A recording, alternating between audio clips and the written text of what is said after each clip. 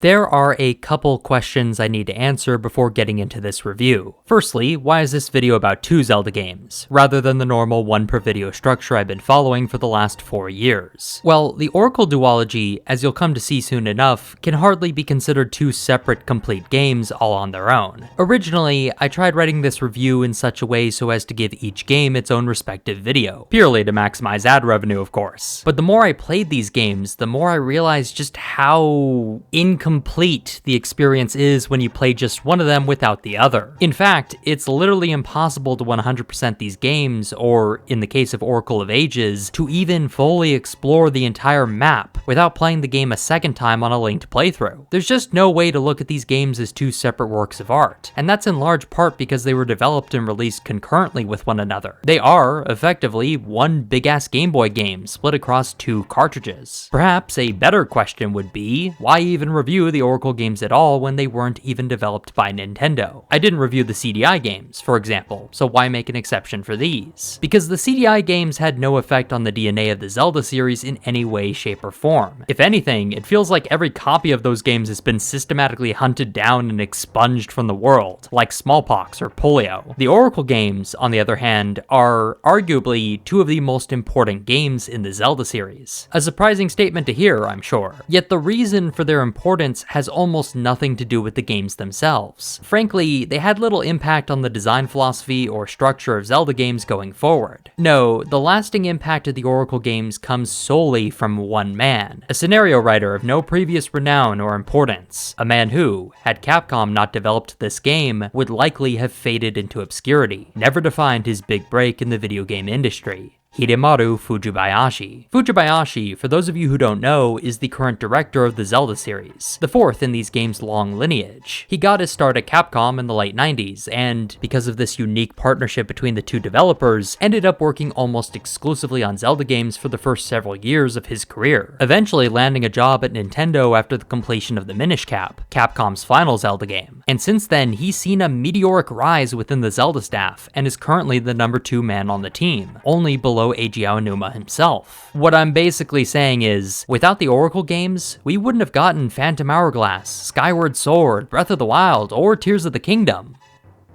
I'm going to try really hard not to let that fact cloud my judgment of this game. In addition, the Oracle games, alongside all the other Capcom titles, are considered to be a part of the series' official canon. No doubt at the suggestion of Fujibayashi himself, I'm sure. Not to poison the well here, but I think this has been a massive mistake on Nintendo's part for so many different reasons that we'll get into later in the video, but regardless, it's an immutable fact that Nintendo themselves do consider these games to be an official part of the Zelda lineage, and with them having been created by the same man who directed the series' 2 best-selling entries, it would be a disservice for me not to include these games within my series of Zelda reviews, even if the process was incredibly painful. So now that the why has been answered, let's get to the how. This video is structured as such. First, we'll analyze Oracle of Seasons, seeing as how that is the first game the team developed, and is generally considered to be the canonical starting point of the Oracle series. Then we'll move on to Oracle of Ages. At certain points, I'll mention differences that might occur in each title as a result of the game's linking features, but for the most part, these comments will be saved for the midpoint and ending of the video. With that out of the way, let's get to analyzing the first of these incredibly unique Game Boy titles, The Legend of Zelda: Oracle of Seasons.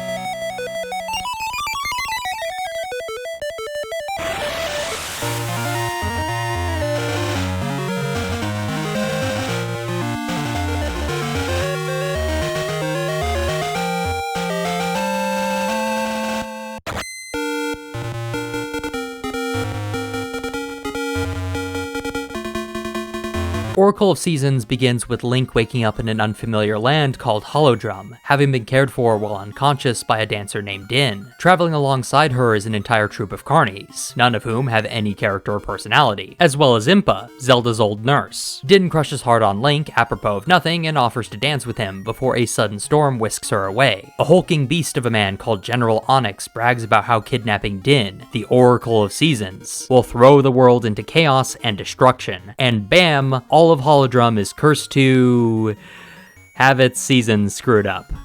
Real dangerous stuff you're doing here, Onox. Link wakes up once again, Impa tells us to save the world, and the game finally begins. This right here, this is pretty much the game's entire story in a nutshell. Not to get too ahead of myself here, but let me just say that, for the most part, Oracle of Seasons has a pretty below average story, in the few moments where it actually tries to tell a story, that is. Part of this comes down to the game's tumultuous development cycle. Initially, Capcom agreed to develop a remake of the original Legend of Zelda for the Game Boy. Fujibayashi and others, on the other hand, were much more interested in the idea of creating their own Zelda title. In fact, the entire reason they even agreed to remake the original Legend of Zelda in the first place was because they wanted to gain Nintendo's trust and be allowed to work on their own Zelda games in the future. Unfortunately, the team hit several snags along the way, the primary of which being the small screen size of the Game Boy Color, which would lead to incomplete looking screen scrolls, essentially rendering entire puzzles impossible to complete. So the team just started changing things, rearranging original elements of the game in such a way that they would actually work on the Game Boy, until eventually they had created an entirely new overworld. Miyamoto then suggested that they make several games and utilize the link cable feature of the Game Boy to connect them all, and the rest was history. But as you might imagine, that left Oracle of Seasons in a weird place, as a sort of hybrid of the original Legend of Zelda alongside all the new stuff. As such, Fujibayashi was never able to write a proper scenario for it, and the result was a game with practically zero story outside of the opening and ending cutscenes. This will change drastically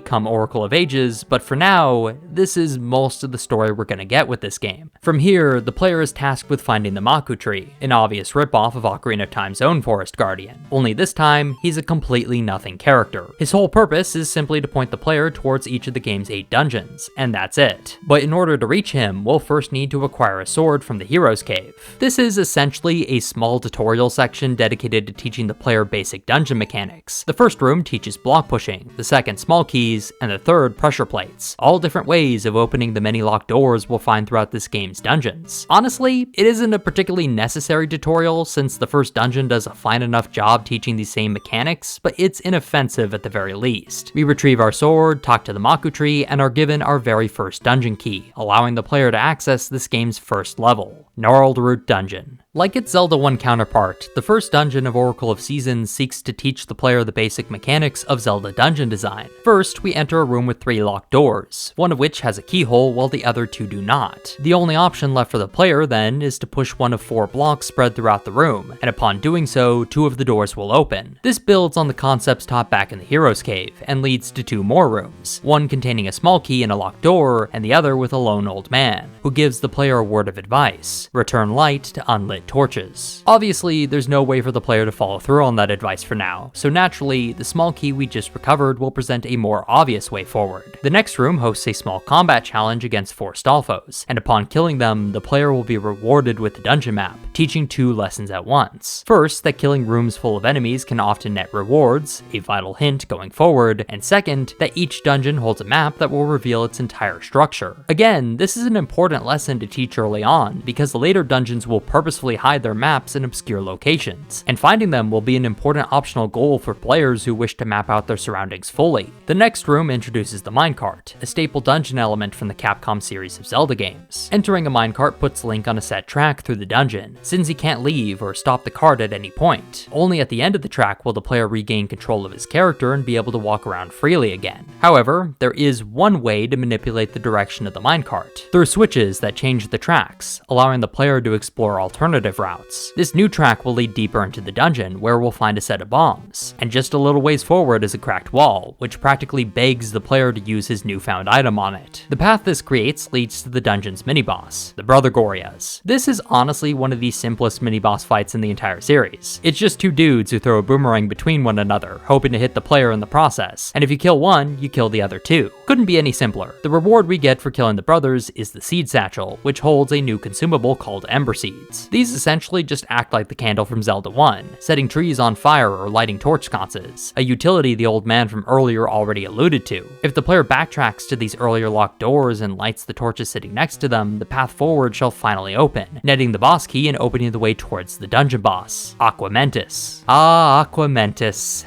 It's been too long, old friend. Yes, the very first boss to ever appear in the Zelda series makes his triumphant and only return here in Oracle of Seasons. And it's pretty much exactly the same fight as before. Aquamentus will prattle about the room and shoot off a scattershot of fireballs from a distance. In order to deal damage, the player will have to hit him in the head, and that's it. That's the fight. It's literally exactly the same as it was in the original Legend of Zelda, which, frankly, is a comment I can make about this dungeon as a whole. For those of you who are longtime viewers of this channel, you might have noticed that Gnarled Root Dungeon takes many, if not all, of the exact same lessons we saw in the early levels of the original Legend of Zelda and simply adapts them in the style of Link's Awakening. Except, now we're not allowed to explore the overworld or freely do the dungeons out of order the way we could in the original game. Plus, we now have to suffer through some pretty stupid opening cutscenes and dialogue in order to actually start playing. This is absolutely Oracle of Seasons at its weakest. It's not that this design is outdated or something, because of course it isn't. Zelda 1 is still pretty fun. Rather, it's that it repeats the same basic gameplay beats as the original Zelda, while missing the larger design philosophy that made it so great. Zelda 1, after all, was a game about freedom, about players marching forward into the unknown and discovering whatever secrets they could in any order they desired. Level 1 was, therefore, made to be the most obvious dungeon to find on purpose, so that the player could discover it early on and learn the basic lessons of Zelda dungeon design before moving further into the game. Or hey, for the more exceptional players out there, they could just explore the overworld however they liked and maybe be able to beat some of the later dungeons anyway. The choice was up to you, and you alone. Oracle of Seasons doesn't structure itself like this at all, yet it still retains that same basic tutorial-like dungeon design in the first level, despite having forced us through a tutorial section right at the beginning, which already taught us many of these exact same lessons. Excepting the bit with the minecart, there really wasn't anything new about Oracle of Seasons in particular that we learned about in this dungeon, so why even have us go through the Hero's Cave at all? Or if you really had to keep that section in the game for some reason, then why not advance the ideas it presented with a slightly more complex dungeon design, rather than just repeating the same tutorial nonsense all over again? We know the real reason why. Oracle of Seasons started as a remake of the original Legend of Zelda, and this first dungeon is the holdover of that early part of the game's development. As such, it copies the original while missing the larger context of what made that game so great. It even has the exact same enemy pool: Zols, Stalfos, Keys, Gorias, and of course, the Aquamentus, an enemy so intrinsically tied to that first game that he has literally never made another appearance in the series outside of this one dungeon. This was clearly a messy attempt by Capcom at adapting the bits of the remake they had already worked on into this brand new Zelda game, and unfortunately, this is far from the only time Oracle of Seasons will make this same mistake. While we're on the subject of things that Oracle of Seasons does worse than the original Legend of Zelda, let's talk about the overworld. Like Link's Awakening, the overworld of Oracle of Seasons is almost entirely blocked off from the start of the game, only revealing more of itself with each dungeon we clear. This leads to a rather linear feeling Zelda game, where instead of exploring a vast world at our own pace, we are instead guided through a curated set of overworld content in a very specific order. This is starkly in contrast to the Zelda game that Seasons was originally based off of, but that's likely because at some point in development, the team clearly shifted to using the only other Zelda title made for the Game Boy, Link's Awakening, as the basis for their game structure instead. Both of the Oracle games follow literally the exact same outline as that game did. Link awakens near the ocean, gets saved by a young woman, acquires a sword, and then sets off to find 8 magical MacGuffins hidden in 8 separate dungeons spread evenly throughout the overworld. Now, let me make something abundantly clear. This lack of freedom does not inherently mean that the Oracle Duology are bad Zelda games. After all, those of you who've seen my Link's Awakening review will likely recall that that game is, in fact, one of my favorite Zelda titles, despite the fact that its progression is also extremely linear. I think there's enough space in the series for both the linear and non-linear Zelda titles to coexist. After all, following the exact same design philosophy every single time would be quite boring for both the developers and fans of this series, so I don't have any inherent bias against this kind of overworld design. That being said, Oracle of Seasons does not, in any way, shape, or form, justify its linearity the way Link's Awakening did, and that's in large part because the land of Holodrum, unlike the Dream Island of Koholint, is entirely uninteresting. First of all, despite each of their maps being the exact same size, although since Seasons also has a second overworld to explore, it's actually technically larger, the amount of content on offer in Holodrum has actually been reduced compared to Koholint. There is no main set of collectibles, like the seashells or gold Skulltulas, in either of the Oracle games, a decision I cannot possibly fathom, but for some ungodly reason, they did choose to throw in a trading sequence. Just like in the previous games, this is a quest spanning the entire overworld wherein the player is given an item at the start, in this case the Cuckoo Dex, and must then give said item to the right NPC to receive a new item, and so the cycle continues until you've finally been rewarded with an ultimate prize at the very end. The problem with this quest archetype is that it's boring. It's the most bare bones quest structure you could possibly follow, essentially acting as just a glorified fetch quest. Ocarina of Time at least tried something interesting with its version of this quest with its time trial races, and Majora's Mask at least gave you 5 freaking heart pieces for the endeavor, but all the same, these tended to be the worst side quests in each of their respective games, and Oracle of Seasons is no exception. It's actually worse here, because at least in a game like Link's Awakening, the characters you encountered over the course of that questline were likable, several of them even being main characters, and it was especially important to attach the player to these people since the game effectively ends with us killing them. There was a narrative and thematic purpose to it all, even if the gameplay wasn't that great. By contrast, literally not a single NPC in Seasons trading questline besides Maple, we'll get to talking about her in a bit, has any speaking role outside of this questline. In fact, all the characters in the Oracle games kind of fucking suck, but that's a topic for later. Point being, the trading sequence doesn't provide good gameplay, nor does it serve to advance the game's story or themes. All it does is provide you with a sword upgrade. I suppose if there's anything good I can say about this quest, it's that you can technically forego doing it on subsequent playthroughs, because your reward isn't the sword itself. It's the secret directions you must take in order to find said sword, and so memorizing the directions and following them on a subsequent playthrough will allow you to skip the quest entirely. But if the best thing I can say about a game's main side content is that you're free to skip it, then that says something pretty bad about its quality, doesn't it? Heart pieces are also a bit of a strikeout this time around. Just like in Link's Awakening, there's only 12 of them, and for the most part, their placement's actually not half bad. A lot of them will require creative thinking on the player's part, using the game's main seasons gimmick, which we'll get to talking about in a bit, to change the environment in such a way so as to make the heart piece accessible. One of them even has an optional mini-boss fight attached to it, King Moblin, an enemy who will relentlessly throw bombs at Link, which you'll then have to pick up and throw back at him with just the right timing. If all 12 of the heart pieces were like this, then Seasons would have managed to outdo even Link's Awakening with its heart pieces. Unfortunately, I can't say that, because 2 of them are fucking bullshit. One of them comes from a Gasha tree. What is a Gasha tree? It's a tree that grows from a Gasha seed, which the player can find in certain chests out in the overworld or buy at a shop. You can then plant said seeds in a patch of soil, and after killing 30 enemies, a fully grown tree will bear a Gasha nut. Inside said nut will be one of several random goodies, including a piece of heart. What determines whether or not you get this piece of heart? Random fucking chance. That and the soil level of wherever you planted your seed, which is something that you'll need a guide for in order to figure out. The game doesn't have any way to tell you which patches of soil are best, you just have to guess based on how hidden they are, which is completely subjective. The ones outside Tarm Ruins and Goron Mountain, for example, are the only 2 patches with a rarity of 5, despite being accessible by at least the game's midpoint. But the one just south of the graveyard, an endgame area, only has a rarity of 2 for some reason. Even if you find the right spot, you're still essentially just banking on random chance, which means you could get lucky and get the heart piece early on, or you might have to do something that no Zelda game since The Adventure of Link has required the player to do.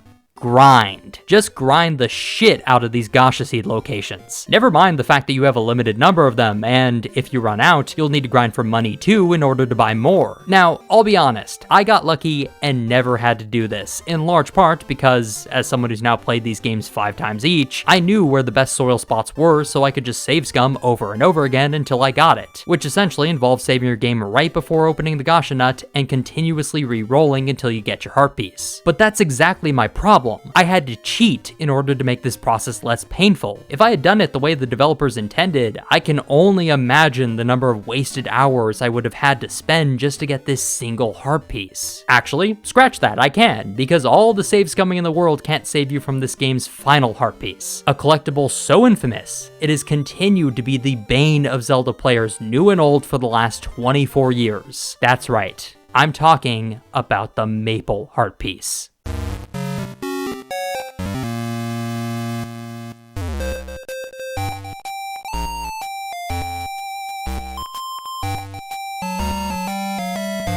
Maple is a young witch who will appear out in the overworld every time the player has killed 30 enemies. She will bump into Link and drop a bunch of her things, and what she drops is entirely random. Rupees, bombs, seeds, and more rarely, magic rings, a magic potion, and a heart piece. Afterwards, the player is free to run around and steal all her shit while she tries desperately to round up whatever she can. Now, here's the problem. Maple only has a 1% chance to drop a piece of heart. That's it. Statistically, that means you'll have to kill 3,000 enemies and run into Maple 100 times just to see this heart piece once. But seeing the heart piece doesn't mean you'll get the heart piece. It could, for example, spawn right next to Maple, making it physically impossible for you to get to it before she does. It's also possible that she might bump into you in an area with bottomless pits or water, and if the heart piece happens to fall into either of these hazards, bam, it's gone forever. Or maybe you'll just get plain unlucky and it'll never fucking spawn. That's also an option, because remember, a 1 in 100 chance is a statistical average. Some people will get that shit on their first try, while others might have to spend an inordinate amount of time grinding for it. In fact, partway through this review, I decided to write down the time it took for me to get Maple's heart piece in each of my playthroughs of these games, so I'll share that data now. On one of them, I didn't need to grind at all. I got lucky and managed to get the heart piece during a completely random run-in with Maple. On another, I only had to grind for 4 minutes and 35 seconds. A godsend, to be sure. On another, it took me 18 minutes and 23 seconds. Another, 36 minutes and 19 seconds. And on my very first playthrough of Oracle of Ages, I'm not kidding when I tell you this, it took me 7 fucking hours to get this piece of heart. I will always remember this. I spent the whole fucking day turning my console on and off to save scum this stupid fucking encounter. This was well beyond the statistical average, but that's my problem here. When your game bases one of its key pieces of content purely off of RNG, then statistical anomalies are bound to happen. If I ran into Maple maybe 700 times by the end of that day, then on average, I should have seen that heart piece spawn 7 times. But when millions of people play your game, statistics will inevitably demand that at least a couple poor motherfuckers are gonna see the statistically unlikely happen to them. I said it back in the Zelda 2 review, and I'll say it again. Grinding has no place in the Legend of Zelda series. But in Zelda 2's defense, which is a phrase I never thought I'd say, at least its grinding wasn't based on RNG. There's a set amount of experience points you need to level up, and you get a consistent amount from killing each enemy. But this shit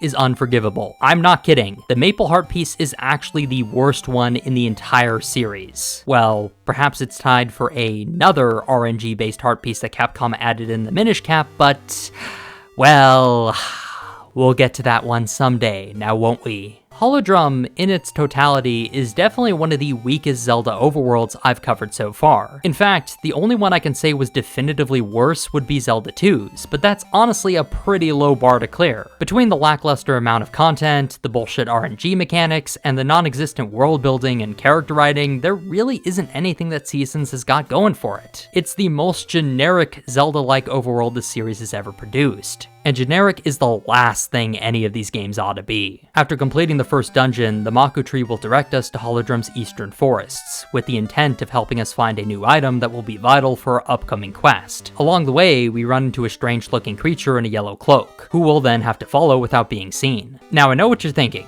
Oh god, they're putting mandatory stealth sections in the 2D games now, but you would be wrong. This is a mandatory trailing mission, which is somehow even worse. I'm being a bit hyperbolic obviously, but I do have to question the purpose of even having this section in the game at all. The player will have to stay out of the creature's line of sight, which mostly just means hiding behind trees while following it through the forest. It doesn't take very long, but really, what mechanic is this even building on? What does it teach the player? Why even bother putting this in here? It's too early in the game for us to be breaking up the gameplay formula, so what is even the point of this? Regardless, successfully completing the trailing mission will lead us to a portal, which teleports Link to a new land called Subrosia, a subterranean world of magma and earthquakes, inhabited by hooded creatures called Subrosians. If that sounds at all interesting, then I'm sorry to say that Seasons does absolutely nothing with this setting in the slightest. There's no history here, no world building, and absolutely no exploration of Subrosian society and how it differs from Holodrums. They're just cute hooded creatures who dance, mine ore, and have pop stars for some reason. There's also little to no side content in this region, just a shield upgrade and a piece of heart, and no enemy encounters to boot. The real purpose of Subrosia is to act as the main hub for the Temple of Seasons, which General Onox buried underground at the game's beginning. It is here where we receive the Rod of Seasons, and are thus blessed with the power of winter. In effect, this allows the player to change the seasons that each area of the overworld experiences by hopping on tree stumps and swinging the rod. One such log sits just outside the portal we took to get to Subrosia, practically begging the player to give the rod a try, and upon doing so, the autumn season shall turn to winter, freezing lakes and causing trees to lose their leaves, opening up new paths in the overworld for the player to explore. This seasons mechanic is the game's main gimmick, as the title no doubt implies, and as far as Zelda gimmicks go, it's pretty decent. Changing seasons is snappy, and each one has a unique effect on the surrounding game world. Winter is particularly interesting. The way water freezes and snow piles up to create new pathways shall genuinely change the way players look at the overworld, and the level design will make excellent use of the mechanic going well into the endgame. It is by using the power of winter that we can make our way deeper into the forest, where the second dungeon is located. Snake's Remains. This dungeon also shares many similarities with its Zelda 1 counterpart. The main enemies are ropes, the final boss is a Dodongo, and the whole thing is filled with bomb puzzles. But unlike Gnarled Root Dungeon, Snake's Remains actually improves significantly on the dungeon it's based off of, more than justifying its existence. It begins with two paths, one to the west leading to a combat room against ropes, the reward for which is a small key, and another to the north that leads further into the dungeon. This is where the bombs have their moment in the sun. A secret room to the west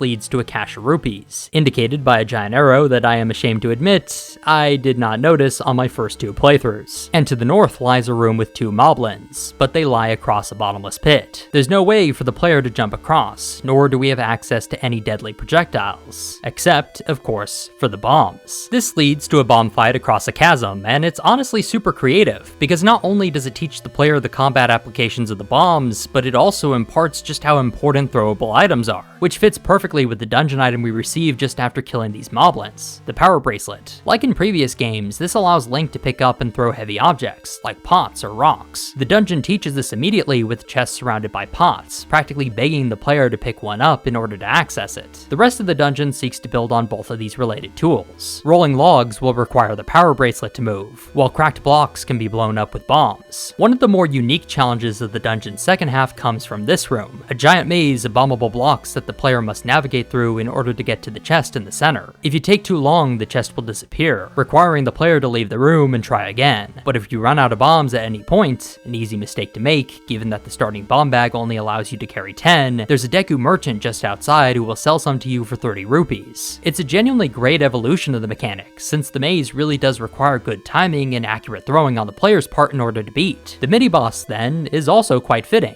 Facade, a throwback boss from Link's Awakening who can only be hurt with bombs. He isn't just a mere repeat boss, however. He has entirely new attacks, such as a fire blast that will rain down from the ceiling, and the ability to summon a horde of beetles that will fight for him. He also retains his ability to open holes in the floor, making him a rather formidable opponent. After defeating him, the final stretch of the dungeon will see the introduction of the Dial, one of the most unique and ingenious puzzle elements introduced by the Oracle games. It's essentially a rotating platform that will spit the player out in one of two directions, counterclockwise or clockwise. Afterwards, the direction it takes the player in will reverse. So let's say the dial starts in a counterclockwise direction, and Link enters it from the north. It would then spit him out to the west and become clockwise facing, so if Link went back in and entered it once more, it would spit him out towards the north once again, and he'd be back where he started. The only way to access all available paths then would be to find a way to re-enter the dial from several different directions, with the goal of manipulating it. I know that sounds super complicated, and in later dungeons it absolutely will be, but just know that for this dungeon, the concept is kept pretty simple. tutorial, you'll have to use a bomb to access a secret path, which lets you turn the dial in whatever direction you want. It's an excellent introduction to what will become a rather vital puzzle element in the game's future level designs. At the end of this dungeon lies its boss, Dodongo, who, compared to his Zelda 1 and Link's Awakening counterparts, has received a massive upgrade. Compared to Ocarina of Time though, it's pretty much the exact same fight, save one small difference. Dodongo will slowly walk at the player and charge up a Fire Breath attack,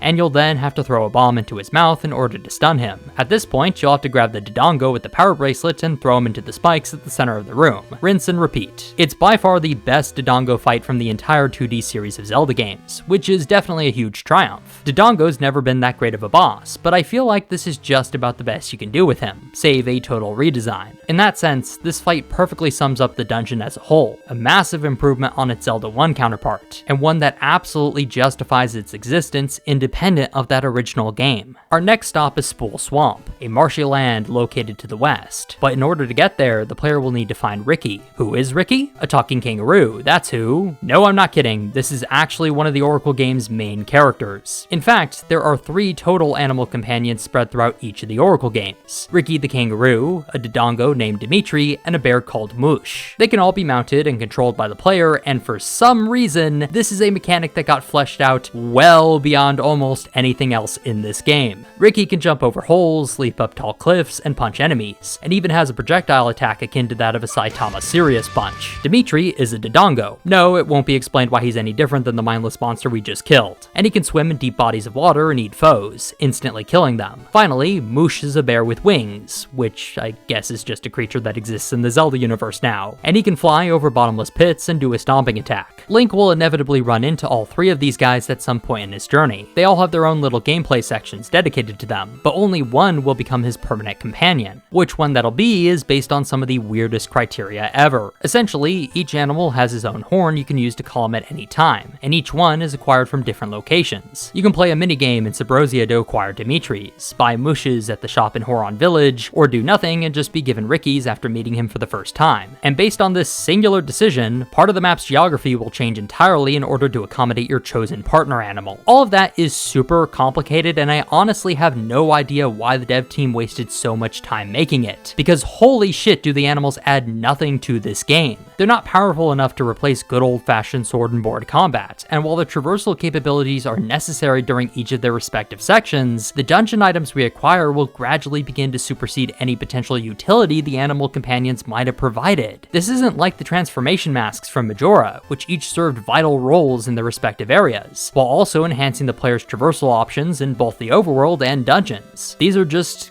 gimmicks. The fact that your permanent animal companion is literally interchangeable speaks to that point better than anything else could, because if it doesn't matter which of these animals' movesets the player ends up with, then were they even really necessary in the first place? It's not that the animal companions in isolation are poorly designed. It's that they're completely disconnected from the main gameplay. There's a loss of focus in each of these mandatory sections, where instead of using our wits and tools to traverse the overworld, we're instead told exactly what to do by the animal we're riding before finishing the section and never seeing him again, save for the one who becomes your partner. And it's that disconnect, that loss of focus, that makes this mechanic cross the thin line into being a gimmick, rather than a genuinely creative way to shake up the gameplay formula. Regardless, after receiving our animal companion, the player will have to return to Subrosia through a brand new portal, with the intent of acquiring a new power from the Temple of Seasons. But the path to it lies behind a locked door, and by asking around, we find that the key is in the hands of Rosa, a local pop star.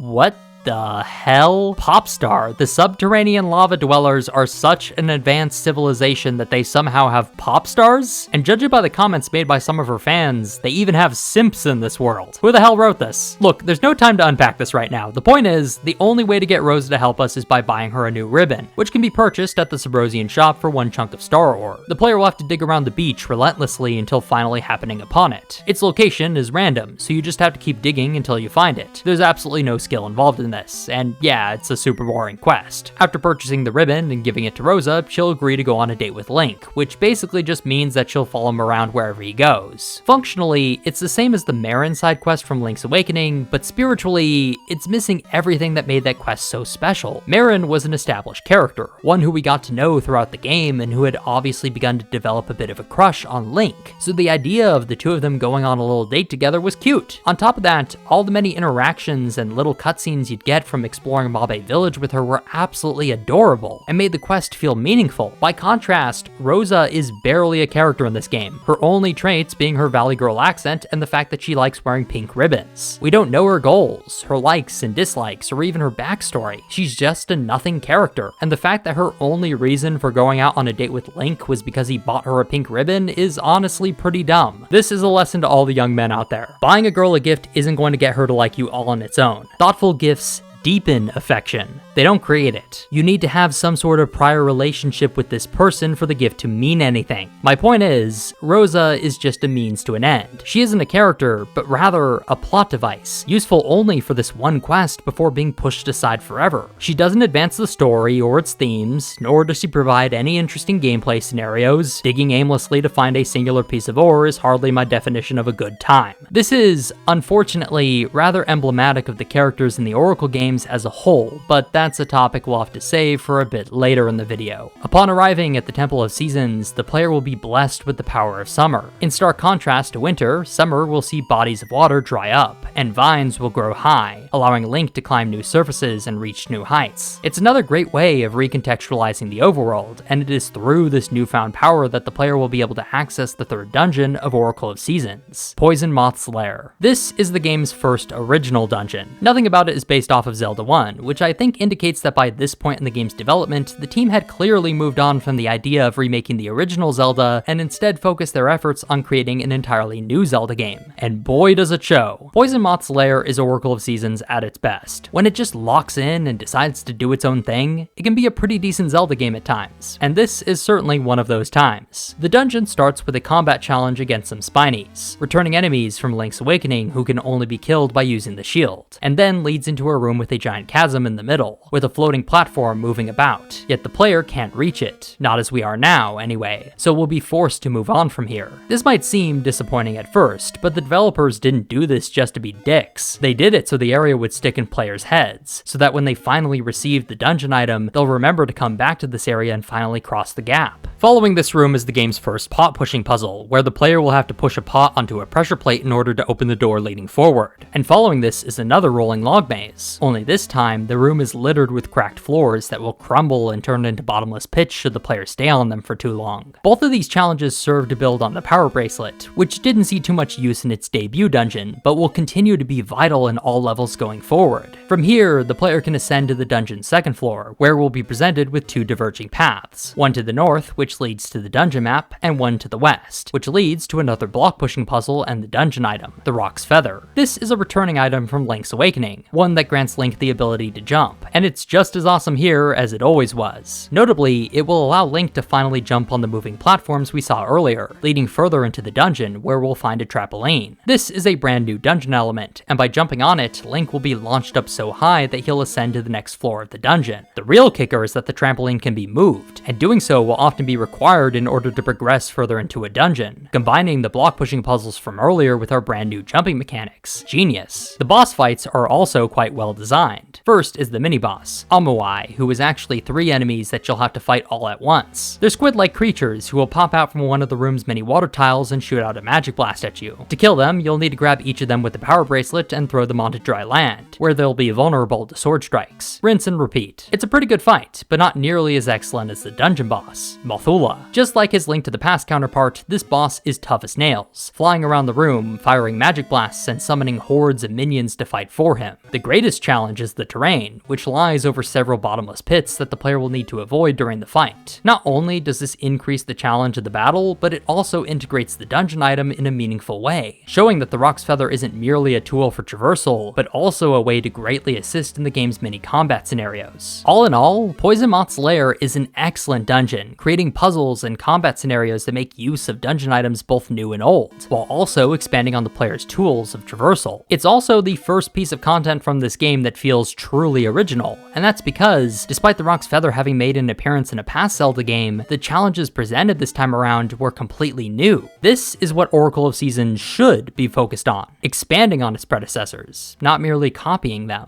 Our next stop is Sunken City, a weird name given that, according to in-game lore, the settlement was only just flooded when the seasons went out of whack and caused the snow on the mountains north of town to rapidly melt and flood the city. Upon arriving, the player will run into Dimitri the Dodongo, assuming you didn't make him your animal companion, that is, who will provide Link a ride up the surrounding waterfalls, where we find the city's resident expert diver, which is somehow a job title in this random medieval town, but whatever. This game clearly didn't give a shit about its world building at this point. In exchange for solving a little puzzle, he'll give Link the Zora Flippers, allowing the player to swim and dive in bodies of water. He will also teach us the location of a secret diving spot, which we can use to reach the mountains north of town. It's at this point that the player will have to enter another portal to Subrosia in order to uncover a new power for the Rod of Seasons. But as soon as we arrive, a pair of Subrosians ambush Link and rob him of the Roc's Feather. This leads to the game's second trailing mission, where the player will have to, once again, follow some Subrosians while avoiding detection. It's the same shit as the first time they pulled this, the only difference being that there are two targets to hide from rather than just the one. But honestly, this isn't that much harder. This is the last time the game will force us through a stealth section, and I honestly still don't understand what the purpose of this detour was. Considering that it's the only obstacle we face before reaching the Temple of Seasons, it honestly feels more like the devs just ran out of ideas and decided to throw in this minigame apropos of nothing. The power we receive from the Temple of Seasons this time will be that of Spring. What does Spring do? Well, it turns rocks into flowers. I'm not kidding, I seriously don't understand the logic behind this. Winter and summer had pretty clear purposes, which makes sense. They are the two most extreme seasons of the year, but spring is definitely the most abstract one of them all. I guess that's what happens when you base your game mechanics off of natural phenomena. There's very little wiggle room to get creative with things, unfortunately. From here, the player can use the power of spring to acquire the dungeon key and ascend up the mountain, where we'll enter the 4th level of Oracle of Seasons, Dancing Dragon Dungeon. This is another good one, for the most part anyway. It begins by reintroducing the minecarts from level 1, which the player can use to explore several diverging paths holding a couple small keys and the dungeon map. Once you've explored these rooms, you can head back and open the dungeon's locked doors, leading to a couple platforming challenges and another minecart section. This leads to more small keys and another platforming challenge, but this time we'll have to use the Pegasus Seeds in order to clear these gaps. What are the Pegasus Seeds? A consumable version of the Pegasus Boots from the past games, giving Link a temporary boost to his speed and, therefore, his jump distance. While I do still love the speed boost, I have to critique the decision to turn this item into a consumable, because having to actually conserve your seeds in case you run into a large gap you want to clear makes it difficult to justify sprinting out in the overworld. And that's a real shame, because sprinting would otherwise provide an excellent way of cutting down on overworld travel time, something this game could have greatly benefited from. At least the platforming challenge itself is quite nice, and the subsequent side-scrolling section is also quite intense, especially this bit with these disappearing blocks, which will require careful planning ahead on the player's part in order to get through unscathed. Next comes the mini-boss, Agonima, a clear reference to Aghanim from A Link to the Past, except without the energy tennis. Thank God. Instead, the player will have to light the torches in the room center and use the light they cast to find the real Agonima, since he'll spawn two copies who will be differentiated by their lack of a shadow. He'll shoot magic blasts that can quickly eat away at the player's health pool, but with enough hits, he'll finally go down. After this fight comes another minecart section, only this time the switches we'd normally use to change the tracks are located far away, and can't be hit with anything from Link's current arsenal. It is therefore fortunate that at the end of this railway lies the dungeon item, the slingshot, which can fire projectiles using seeds from the player's satchel. It is with the slingshot that we can hit the switches from earlier, changing the tracks and allowing the player to round up the final keys necessary to take on the dungeon boss, Gohma. Gohma has received a massive upgrade to her arsenal compared to her last appearance in the 2D games, the most obvious of which is her new claw, which she'll use to grapple Link if he gets too close. This is a devastating attack, so it's best to avoid getting grabbed altogether, yet you must also use your sword to destroy said claw, creating an interesting back and forth between Gohma and the player. Once the claw has been destroyed, Gohma will revert back to her attack pattern from Link's Awakening, strafing across the room and randomly charging at the player, but there are two key differences this time around. First, her eye opens up much less frequently than in past games, and will stay open for a much smaller period of time as well. Second, she will occasionally spawn a bunch of small minions who will attack the player, but these can at least work to your advantage, as killing them will net extra ammo and the occasional heart drop. With excellent accuracy and good timing, Goma will finally go down, marking the end of the Dancing Dragon dungeon. All in all, this is another decent level design, with some pretty well made enemy encounters to boot. And honestly, the minecarts were absolutely one of the best parts of this dungeon, which if anything proves to me one thing: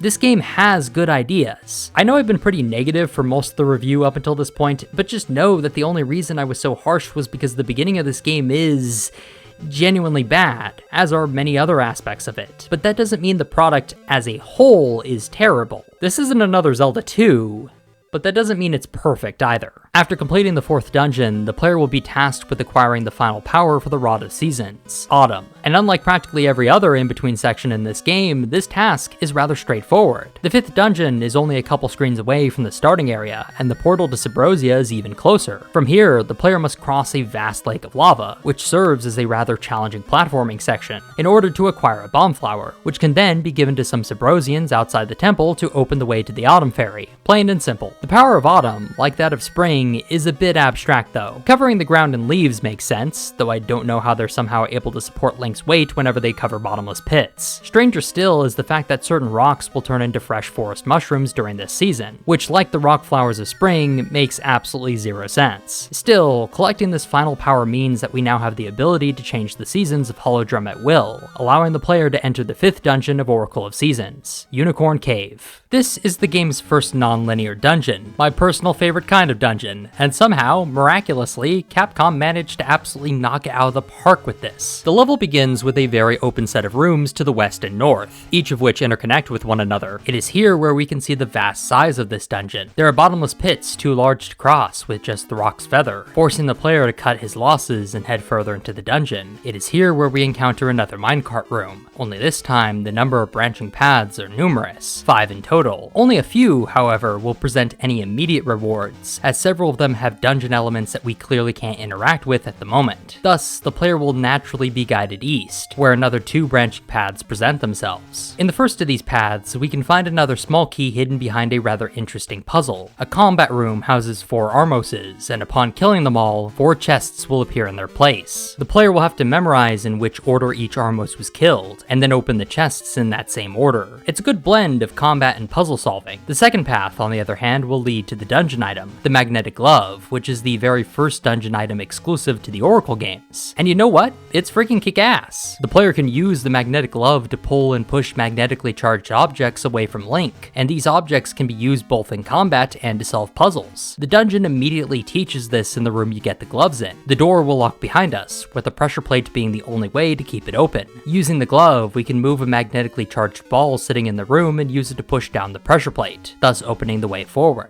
But the glove can do more than merely push and pull objects. It can also push and pull Link. At certain areas in dungeons and even out in the overworld, there will be large pillars with a magnetic charge to them, and by using the gloves, Link can pull himself to these pillars, crossing hazards like bottomless pits in the process. This can be used to access areas from earlier in the dungeon that were previously impassable, like the Great Chasm at the dungeon start, across which lies a small key. The other paths from the minecart room will also open up with the magnetic glove's help. In one room lies a rotating block with an electronic charge to it, which the player can pull himself to, wait till it rotates, and quickly push away from in order to cross the bottomless pits. And in another, we can use the glove to guide a magnetically charged ball to another pressure plate, opening the way further into the dungeon. But the greatness of the magnetic glove comes from more than just its traversal and puzzle-solving applications. Its utility in combat is also quite praiseworthy. The Helmasaur, for example, has an iron mask protecting its front that can be torn off with a simple use of the glove, exposing its weak body to your sword strikes. Of course, the hardest combat challenges in the dungeon come from its bosses. First is the mini-boss, Saigar. This is a simple boss fight, with only the sword being necessary in order to take him down, but that doesn't make it any less difficult. The Saigar will roll into a ball and charge around the room in one of several different patterns. Sometimes he'll crisscross, other times he'll thoroughly sweep the room in a rectangular pattern, or maybe he'll just straight charge the player. The only way to survive is to have your wits about you and to use the rock's feather to dodge whenever possible. possible. It's a truly excellent fight. Of course, the crown jewel of this dungeon has to be its final boss, Digdogger. Though he may retain the same name as his Zelda 1 counterpart, he couldn't be any more different. Digdogger is completely immune to any of Link's attacks. The only way to hurt him is by using the magnetic glove to throw around a giant spiked ball at him. This is particularly ingenious because the spiked ball doesn't only hurt Digdogger, it can also hurt Link. Thus, the player will be forced to carefully use the ball to attack the boss without falling victim to his own attacks, while simultaneously avoiding the Digdogger's own ferocious assault. After taking enough damage, the boss will split into several little creatures that run about the room. You can either attack them with your sword or use the spiked ball to crush them in a single hit. If you don't kill them fast enough, they'll rejoin and continue their assault, and you'll have to break them apart once again. It's a dynamic, well-designed fight, and I would easily rank it as one of the best in not only the Oracle games, but even all of 2D Zelda. It's that excellent. Really, this whole dungeon is quite amazing. If you put it in Link's Awakening, it really fit right in, and I don't think there's any higher compliment I can give this game than to say that, for even a brief moment, its quality was on par with that of one of the greatest Zelda games of all time. Speaking of which, the in-between section leading to Dungeon 6 is uncharacteristically freeform when compared to the other content on offer in this game's overworld. Let's enjoy it while it lasts. The player is tasked with finding 4 hidden jewels which will open the way to Tarm Ruins, where we'll find our 6th dungeon. The player is free to find these jewels at any time, except for the round jewel. The old man holding it only gives it to you after completing the first 5 dungeons, for some reason. The other 3 are much more interesting to find. One is hidden just outside of Dungeon 4, in an old sunken altar. Quite neat. Another is hidden in a cave just south of Dungeon 3, and the last one is on the beach just outside of the Hero's Cave.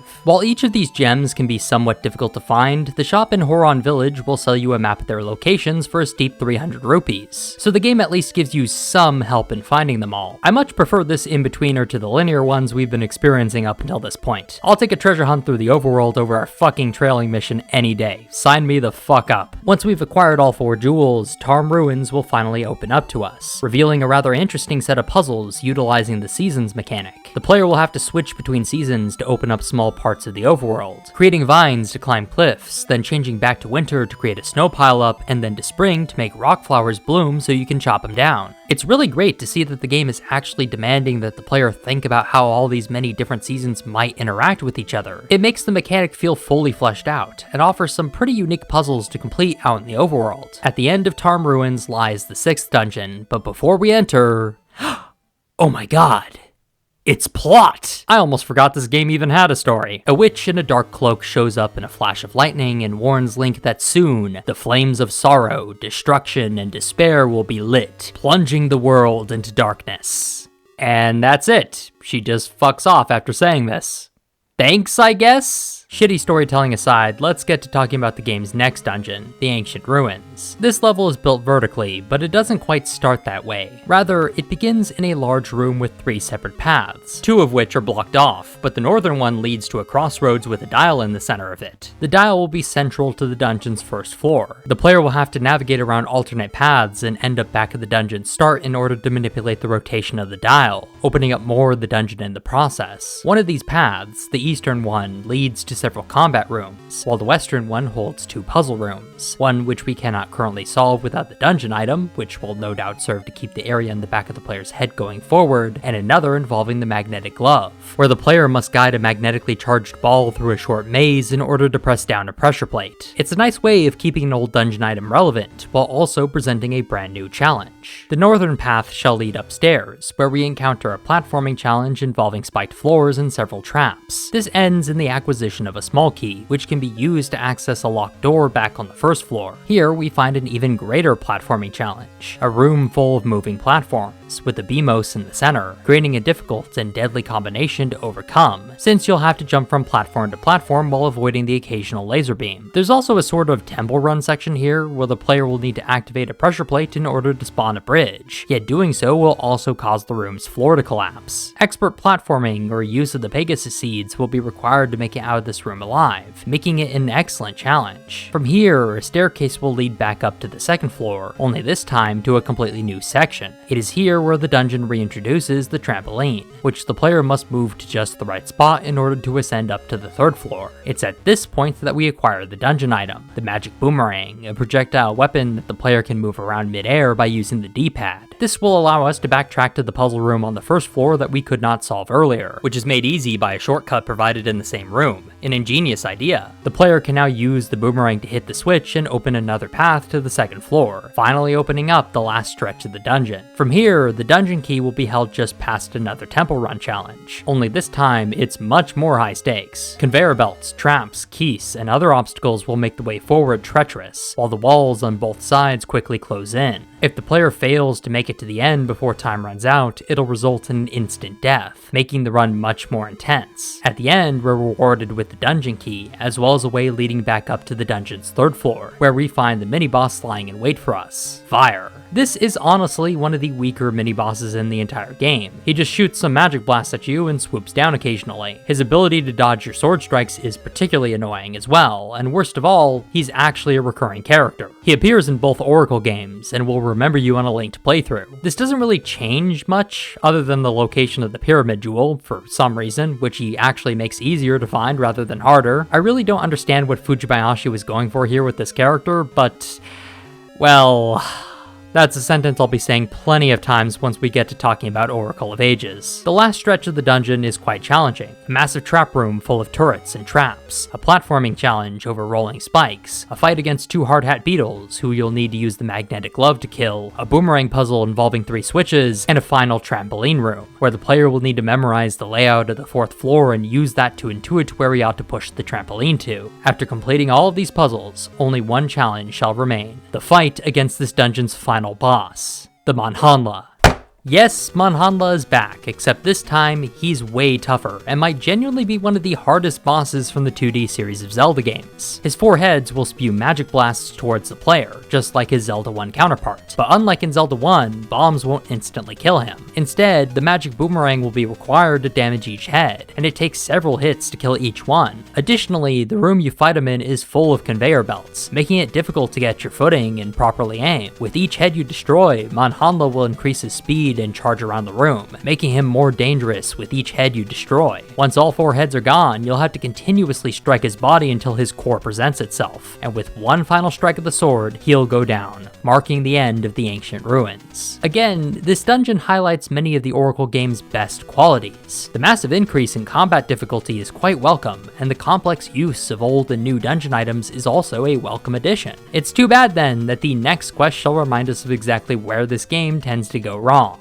exploration and storytelling. In order to reach the 7th dungeon, the player will need to find a way across the sea, and the only way to do that is to recruit the help of an undead pirate crew trapped in Subrosia. These guys are nothing characters, despite the fact that they are some of the only recurring characters between both Oracle games, and we'll talk about how that works a bit later into the video. For now, just know that the captain has no personality beyond being a swashbuckling sailor. That's all that defines him. In order to get use of his ship, we first have to find his bell, which he lost somewhere out in the desert on the surface. This spell searching quest is honestly super boring. You just find the skull of an old crewmate, drag him around, he'll tell you when you found it, and that's it. You got the bell. But the stupid pirate captain won't take it cause it's rusted, which, I mean, what were you expecting, dude? It's been sitting out in the desert for hundreds of years. So now we have to take it to the Subrosian smithy and get it polished, then return to the captain. No, this doesn't add anything to the quest, it just wastes your time. Now he'll finally set sail, but he'll immediately get seasick and decide to anchor his boat on the coastline, conveniently providing a path straight towards the 7th dungeon,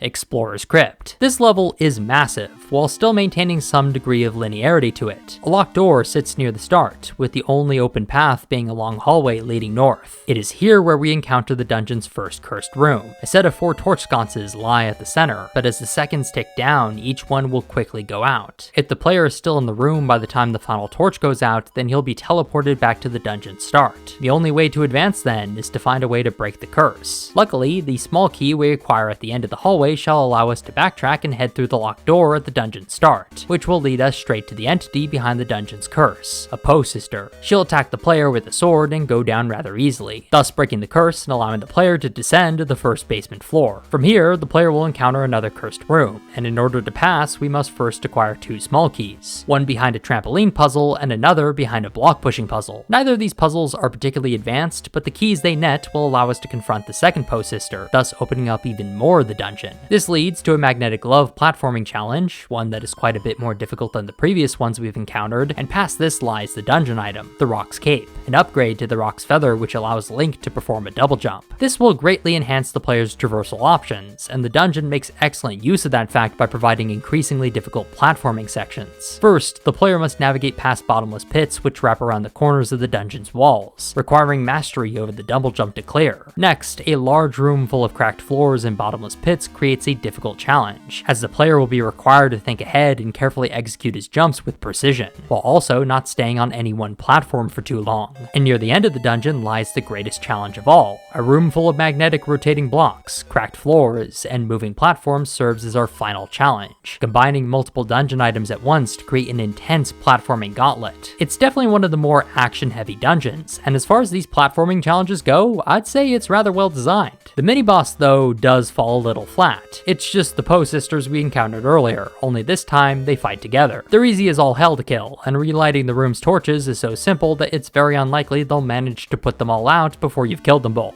Definitely one of the game's weaker mini-bosses. The final boss, on the other hand, is absolutely fantastic. A 2-headed Gleeok, who retains a fair amount of his attack pattern from Zelda 1, but with added variety to his Fire Blast attacks, which can now split off and light the room on fire. Killing one of his heads will cause it to float in the air and continue shooting off magic, so killing both in quick succession is definitely preferable. After killing both heads, the body of Gleeok will rise in Undeath and attack, performing stomping attacks that can stun Link and charging him all the while. In its totality, Explorer's Crypt does an excellent job at blending action-based gameplay, like platforming and combat, into a tough-as-nails linear-style dungeon. It's definitely another big win for the Oracle games. Unlike every other in-between quest from Oracle of Seasons, the Maku Tree shall not provide any hints towards your final goal. Of course, that doesn't make it any less obvious. The only part of the map that remains untouched by the player will be the temple remains in the north, so it's pretty logical then for the player to deduce where it is he ought to go. The temple remains essentially serve as one final test of the player's mastery over the Rod of Seasons. Autumn will cover the temple's bottomless pits with leaves, creating a temporary pathway, and winter will pile up snow to create a new road through the temple. At this point, the player will happen upon another portal to Subrosia, where we find a local creature throwing random items into the local volcano, hoping to spark an eruption, and by following his logic, the player can do just that. This will entirely change the layout of the temple remains above, filling corridors with lava and creating new platforming challenges. It is by overcoming these challenges, and switching the seasons all the while, that the player may finally ascend to the top of the ruins, where we enter one final portal to Subrosia, teleporting us in front of this game's final dungeon, Sword and Shield Maze. This feels like the only dungeon in Oracle of Seasons to actually have a theme to it. It's going for that Ninth Circle of Hell look from the Divine Comedy, which is a vibe I can totally appreciate. But what's especially great about this theme is how it actually has an effect on the level design, with icy floors affecting Link's traction, and thermodynamic puzzles becoming the norm in the dungeon's later half. It makes me wonder why none of the other dungeons had themes to them, but I mean, I guess I'll take what I can get at this point. The dungeon begins by presenting 2 paths, one to the east and one to the north. The eastern one has nothing but a lone statue sitting in it, lying across a chasm. With a little deduction, it shouldn't be too hard to figure out what you ought to do here. Use your slingshot to hit the statue, thus spawning a small key. The northern path from earlier will have a similar statue puzzle, only this time, there's 3 of them. But no matter how quick a shot you are, all their eyes will close before you can activate them all. This is here to tease the dungeon item, which, it shouldn't be too hard to guess, is a better version of our base slingshot. For now though, we'll have to head north. Here, we are presented with 3 consecutive combat rooms with icy floors to navigate around, making the fights much more difficult than normal. Following this is a room with rolling spikes, which are difficult enough to avoid, but right after is another room full of them.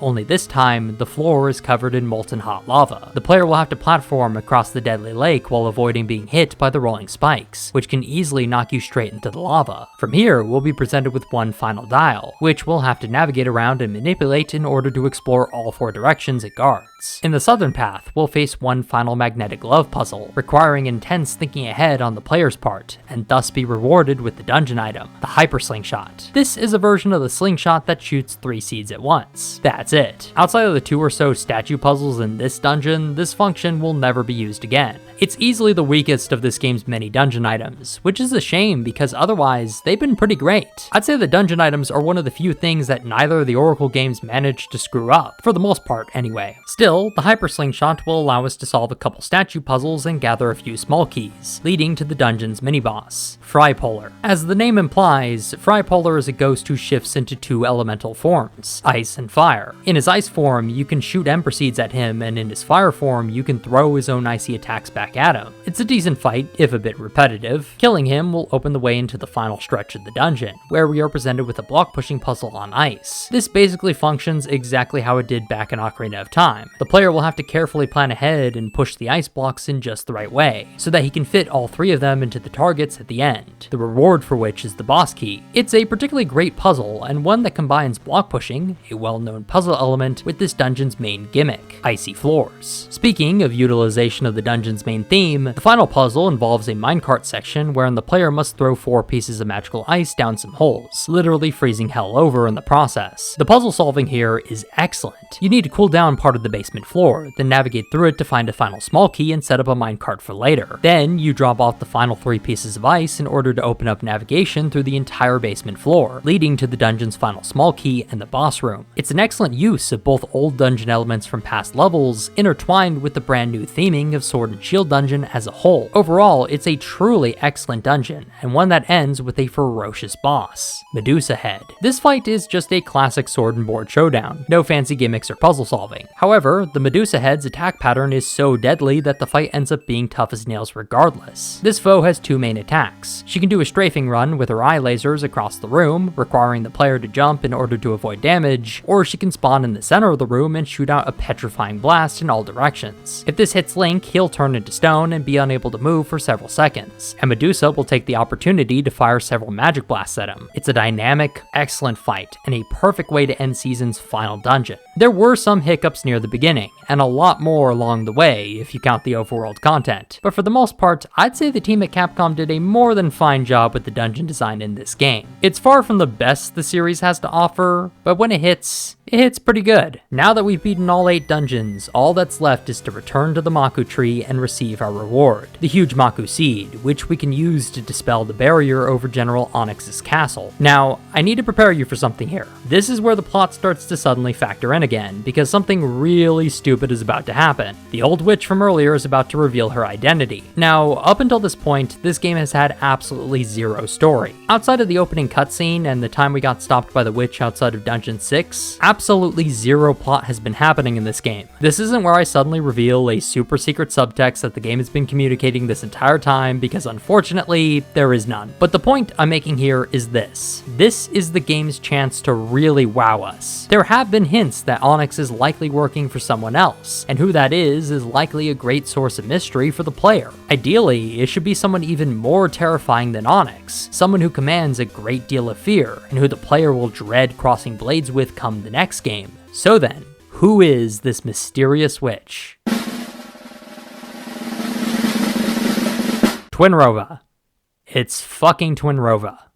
Didn't we kill this bitch already? I'm sorry, I can't take this seriously. Not only is this character supposed to be like super dead, but she also was categorically the easiest boss from the entire adult timeline of Ocarina of Time. Why the fuck is she the main villain this time around? Look, this hardly factors into anything right now because we won't be fighting her this game. She just fucks off and lets Onox handle us for some reason, but I'm pointing this out now because it's going to be the ultimate conflict of these games, and holy shit, was Twinrova just one of the worst possible picks Fujibayashi could have made for the twist villain. I think I figured out the reason why he picked her, but that's a topic we'll be getting into in just a bit. For now, let's shift our attention to this game's final level, Onox's Castle. It's really short, just 3 combat rooms in succession, the first holding Wizrobes, the second Darknuts, and the third Facade, the mini-boss from Dungeon 2. Kind of a weird pick, and I'm honestly not sure why the devs thought this would be challenging at this point in the game, but whatever. General Onox himself, however, is one tough cookie. His armor is impenetrable without use of a spin attack, which greatly reduces your mobility, making each assault by the player rather risky. His Iron Ball can also deal devastating damage, and he also has the ability to stomp on the ground and cause a great rock slide, creating some environmental hazards. In his second phase, he'll use Din as a human shield, and hitting her crystal will shock the player, making each hit you land on Onox just as deadly to yourself. You can knock her out of the way temporarily with the Rod of Seasons, its only combat application in the entire game, but regardless, the fight is rather tough. After conquering Onox, the ground will part and drag Link down into a side-scrolling section, where Onox reveals his true form, that of a dark dragon. This is by far the toughest fight in the game. Onox will swipe at the player with his claws and rain down beams of fire. Some of these will track the player, while others will shoot randomly in wild directions, requiring that the player stay on his toes and avoid getting stun-locked, which can easily end your run. At certain points, Onox will slap down his palm against the ground, and the player must then take this opportunity to jump on his hand and use it as a platform with which to strike the dragon's head. It takes a lot of hits to finally fell him, even with a fully upgraded sword, but with enough time, patience, and skill on the player's part, Onox will fall, and the game will finally end. Speaking of which, this is a pretty nothing ending. It honestly reminds me a lot of the NES games in that sense. Din is saved, she calls Link a true hero, and then Twinrova teases her appearance in the next game. And that's it. That's the ending.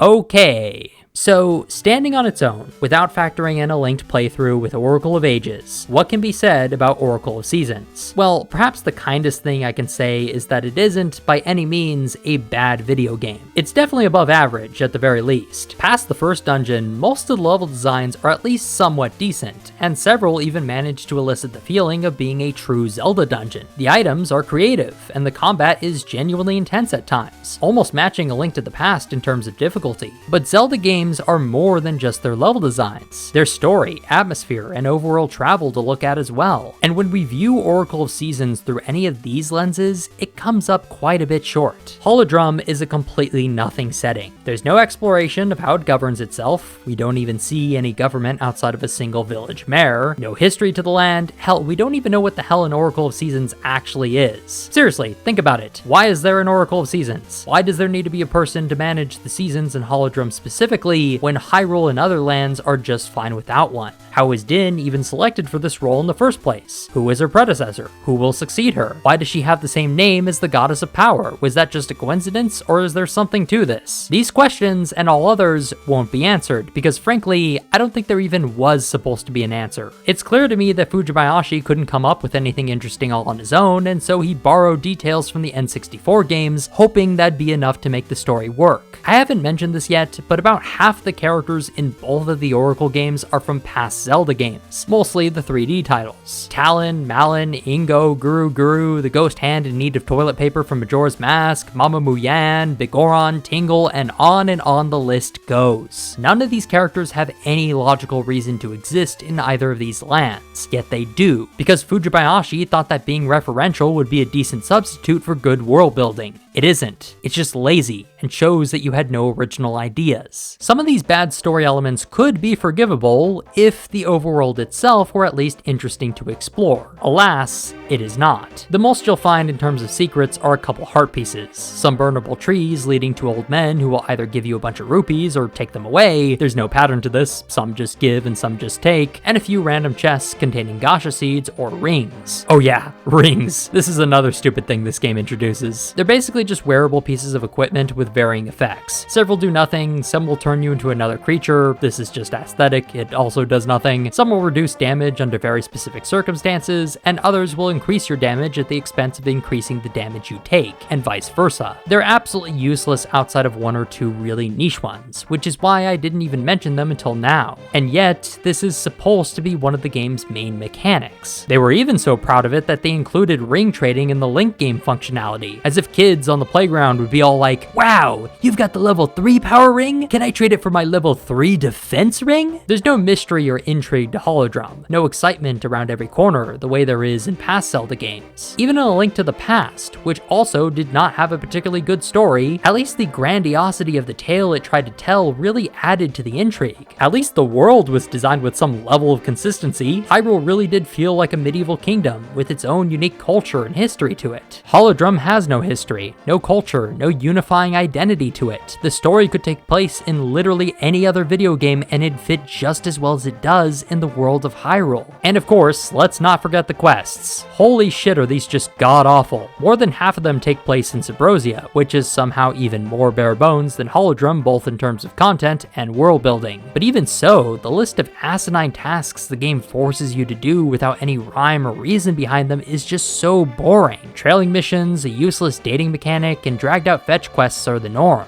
It's not even like they're trying to teach you brand new mechanics or get you attached to specific characters, the way in-between quests are supposed to do in a Zelda game. Most of it is just mindless busy work, as if the devs were copying the formula of Link's Awakening, but without understanding the greater purpose behind it. All in all, Oracle of Seasons feels more like a fan game than it does an actual, legitimate Zelda title. It's an incredibly well-produced fan game, don't get me wrong, but a fan game all the same. Well, that's it for Oracle of Seasons. Now that we're through with that tragedy, let's hope the next game is much better. Should be, since it was made from scratch. Oracle of Ages was Capcom's attempt at making a truly unique Zelda game. No remake holdovers over here. So there really shouldn't be any excuses this time around. This is Fujibayashi's vision, so let's see what the man had to give. But first, we need to talk about outdated hardware, the Game Boy Link feature. I mentioned earlier near the start of this video that the Oracle games can be linked to one another, so that you may continue the story of one game into the other, and this is where the feature comes in handy. You actually don't technically have to link two Game Boys at all, since the game will give you a password that you can use to access the linked game instead, which is neat, since it allows for people with only one Game Boy to play both games as sequels. The only link cable exclusive feature is ring trading, but as I said earlier, these things are practically useless, so who gives a shit? The differences between a linked playthrough of an Oracle game and an unlinked playthrough are mostly negligible at the start, but they will create some pretty big differences as the game goes on. You begin your linked file with an extra heart piece and a wooden shield, in the case of Oracle of Ages. In Seasons, you get a sword, which means you can skip the Hero's Cave entirely, confirming that it was, indeed, a useless tutorial. The Hero's Cave will, however, be converted into an endgame challenge run that will test the player's skill and mastery of items from over the course of the entire game, and Oracle of Ages will also have its own exclusive version of this. Additionally, a linked game will have several new characters in it who will tell the player secrets. These are passwords that you must then relate back to some character in your unlinked game, in our case, Oracle of Seasons, in order to receive a prize. Most of these rewards are extremely powerful. A second sword upgrade, an increased bomb bag, an increased seed satchel, a shield upgrade, and a heart container. A few, however, are just gimmicky. The Begoron sword is useless, since it doesn't do much more damage than the Master Sword and it takes up both of your equipment slots. The bomb chews are in an even weirder spot. There's no puzzle in the game that requires their use, and they're pretty useless in combat since normal bombs can be thrown just about as far as the bomb chew travels. All in all, I suppose these are nice enough rewards, but they're far from necessary and are mostly just here to be referential of past games. And that's pretty much it besides the changes to the story, which I'll talk about as we go through Oracle of Ages. Alright, with all that setup out of the way, let's get to talking about the second game in the Oracle Duology, The Legend of Zelda: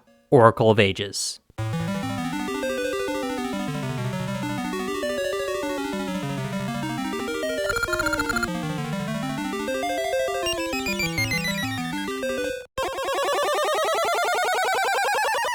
Oracle of Ages begins with Link awakening in the foreign land of Labrynna, where he immediately encounters Impa. She acts super suspicious from the get-go, making strange demands of Link and overall sounding like a villain, yet somehow, our green-cloaked protagonist isn't perceptive enough to discern that something is clearly wrong here. She asks us to move a giant rock for her, and, despite sounding super suspicious, the only way to progress forward with the game is to do as she asks. Past the rock is a great meadow with a young woman at the center, singing a tune that has the local local forest critters lost in a trance. She sees us and remarks that we must be Hyrule's messengers, come to warn her of some tragedy that will befall the land of Labrynna, and she thanks Link for making the trip out here. Her male companion, Ralph, starts to feel inadequate, and so he brags about how Link won't be necessary cause he's here. This is going to be a recurring character, and I just need to prepare you for this, he's going to be doing this a lot throughout the game. At this point, Impa will reveal what we already knew, that she's actually an evil witch and has been possessing the body of Impa for some time. This is Veran, so-called Sorceress of Shadows, and she immediately just hijacks Nayru's body with zero resistance whatsoever. Even more hilarious, she has the audacity to call the player an idiot for moving the stone that sealed the meadow when we literally had no say in the matter. I'm sticking on this point because it's extremely frustrating and, frankly, makes Link look like a fucking moron. The fact that he didn't see that something was clearly up with Impa when her face was pale blue and she spoke in a completely different manner from usual is just dumb. See, when Ocarina of Time pulled this twist, it was actually clever, because A, Ganon never made any obvious appearances throughout your journey. He stayed hidden and manipulated things from a distance in order to throw off any suspicion towards himself. And B, Link and Zelda were, like, 9 and 10 years old respectively. Of course they weren't intelligent enough to deduce that Ganon was manipulating them. If players couldn't figure that much out, which, judging from the replies on my Ocarina of Time video, most didn't, then how the hell could we expect a 9-year-old to? By contrast, Link is a teenager in this game, and Impa is acting strangely evil all of a sudden. He should be able to put 2 and 2 together, yet he doesn't. This may seem like a strange plot point to stick on, but it's actually emblematic of Oracle of Ages' writing style as a whole. Sloppy. And predicated on every character being a fucking idiot. Regardless, Veran hijacks Nayru's body and uses her power as the Oracle of Ages to open a portal to the past. The player is then told to visit the Maku tree in order to learn how to defeat this new threat, but when we get there, the tree will suddenly vanish, declaring that something must have happened to her in the past. And so we head through the very same portal that Veran used to go back in time, 400 years in the past to be exact. From here, the player needs to head into Labrynna village and visit the Black Tower, a grand monument that the Queen of Labrynna, Ambi, has dedicated to her lost lover, where we'll find a shovel, with which we can open the way to the Maku tree. When we arrive, we find that moblins are, indeed, terrorizing the young sapling of a tree, and so we rush to her rescue. And in one of the most disturbing scenes in all of Zelda, this happens.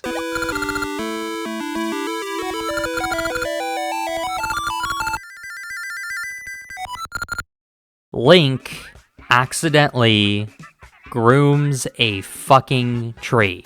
Fujibayashi, what the fuck, man? Yes, you heard that right. We saved the Maku tree when she's just a child, and she then declares that, quote, when she grows up, she will be Link's bride. Look, I don't know what Fujibayashi's intent was with this scene, but whatever it was, I'm not getting it. At best, I can say that the purpose was to show how our actions in the past could affect the future, since when we return to the tree in the present, she'll be all in love with us. But if that was your intention, there had to have been a better way of communicating that than grooming a fucking sapling, right? Jesus Christ. Disturbing writing choices aside, the Maku tree in the present will now point us to the game's first dungeon, which lies to the east in Yule Graveyard, but not before giving us a seed satchel with some ember seeds already packed inside. The fact that we are given these seeds now means that the game won't have to waste an entire dungeon on them, which I think is a good choice. There's only so little that can be done with torch puzzles, at least in the 2D games. By using the power of the ember seeds, we can make our way to the graveyard and open the way to the first dungeon.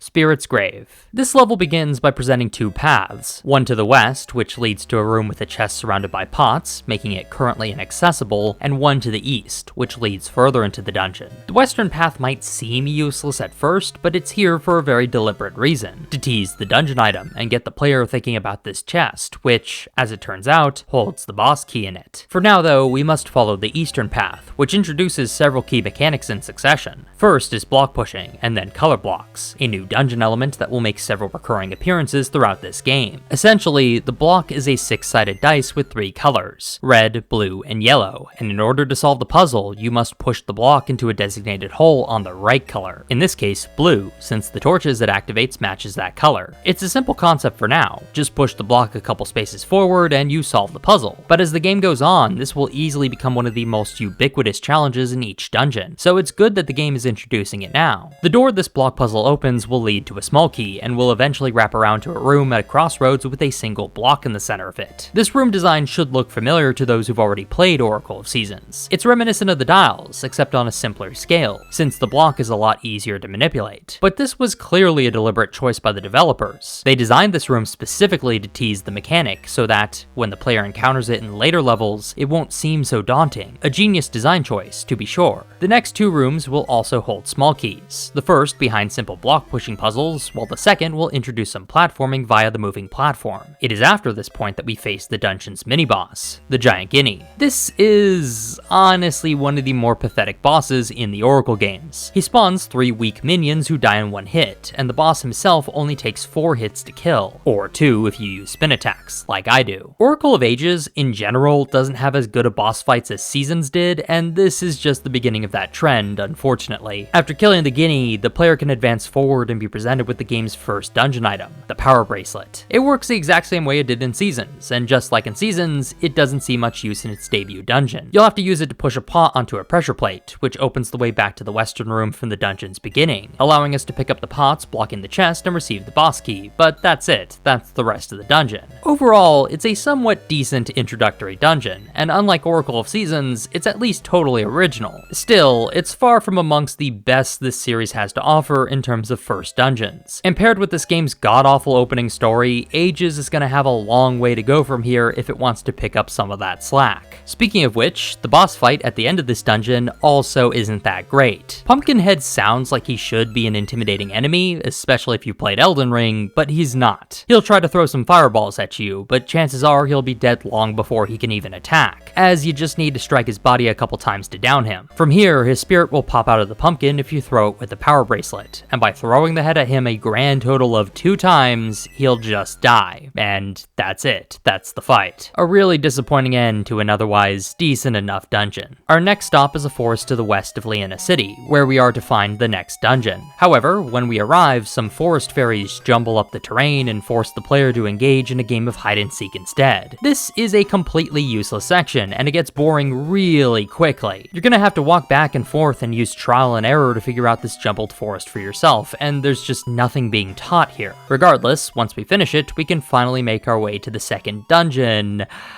Oh.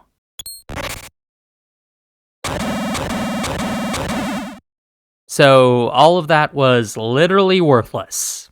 Okay. The dungeon crumbles to dust in the present, meaning we have to travel back to the past again, and the only way to do that is to acquire Nayru's Harp of Ages, which she just left inside her house for some reason. And wait a second, if the harp has the power to control time, then how is Veran possessing Nayru enough for her to be able to manipulate time? She'd need the harp too, right? Because otherwise, what the fuck is the purpose of the harp? And why would Nayru just leave this thing lying around in her house, just trusting that whoever found it must be a good person? Wouldn't it be the opposite? Because I'd think that anyone rummaging around through her house without her permission would be a pretty bad person in most circumstances. Regardless, now that Link has the harp, we will be able to travel back and forth in time at certain spiral gates out in the overworld. This is Oracle of Ages' main gimmick, and it kinda sucks. Not only does it take forever to actually travel between ages, as both the song and the animation take quite some time, but the fact that you have to actively seek out a portal for the first 3/4 of the game just makes this whole process way too tedious. Compare this to the snappiness of Dark World to Light World travel in A Link to the Past, or hell, even the Seasons mechanic from the other game in this duology, and you'll start to see why it's so shitty. It also doesn't help that the world of Labrynna and its past in general aren't interesting in the slightest, but that's a topic we'll have to save for the Overworld section. Just know that for now, the actual mechanical side of time travel is, for the most part, not that great. Regardless, by traveling back in time, we can head to the same forest from earlier and find the dungeon still intact, except now there's a giant stone gating the entrance. Unfortunately, we don't have any bombs, so what are we to do here? Well, this is where the game gets a little asinine about things. You see, players will be thinking to themselves at this point, okay, I ought to go find some bombs. But for some reason, Link, the character has entirely different priorities. What you're supposed to do, based on dialogue from the NPCs in this forest, is search for, quote, that which Queen Ambi desires, which isn't told to us. Maybe it's bombs, but probably not, given that we are in a forest. What it turns out to be is mystery seeds, and when you find them, some soldiers from the castle come up to Link and are all like, hey, good job, kid, now come to the castle with us. And Link just follows along for some reason?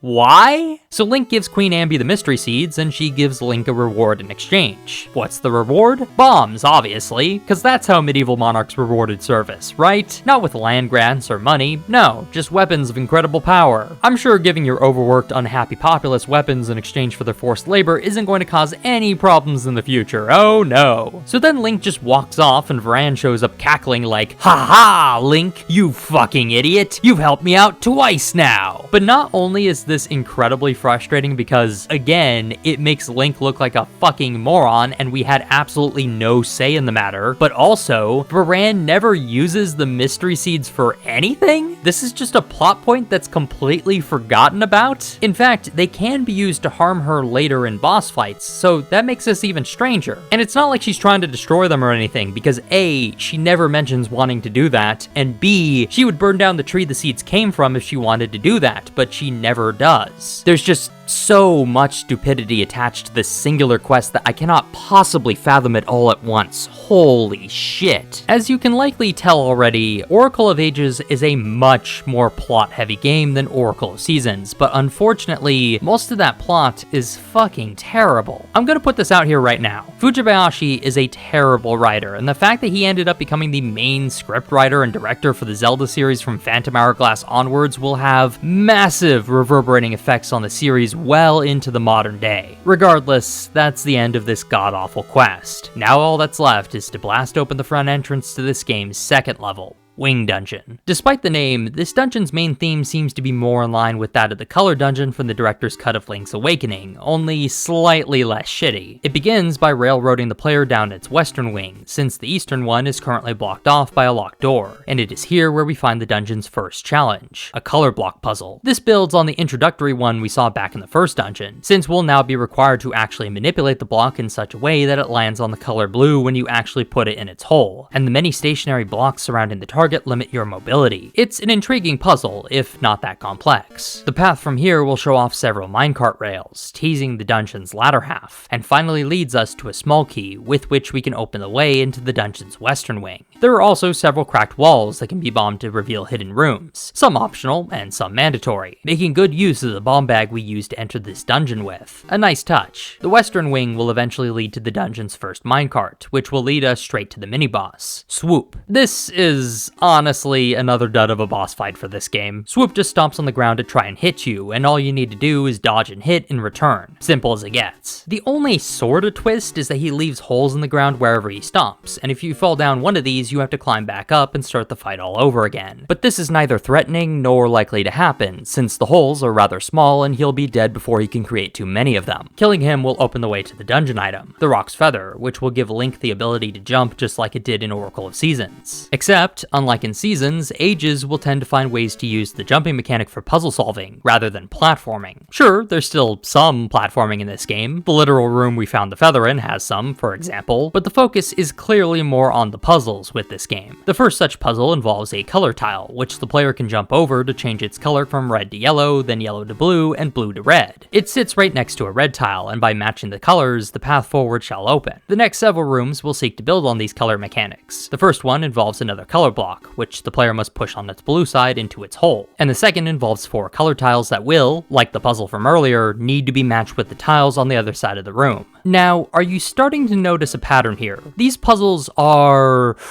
Ooh, how do I say this without sounding like a dick?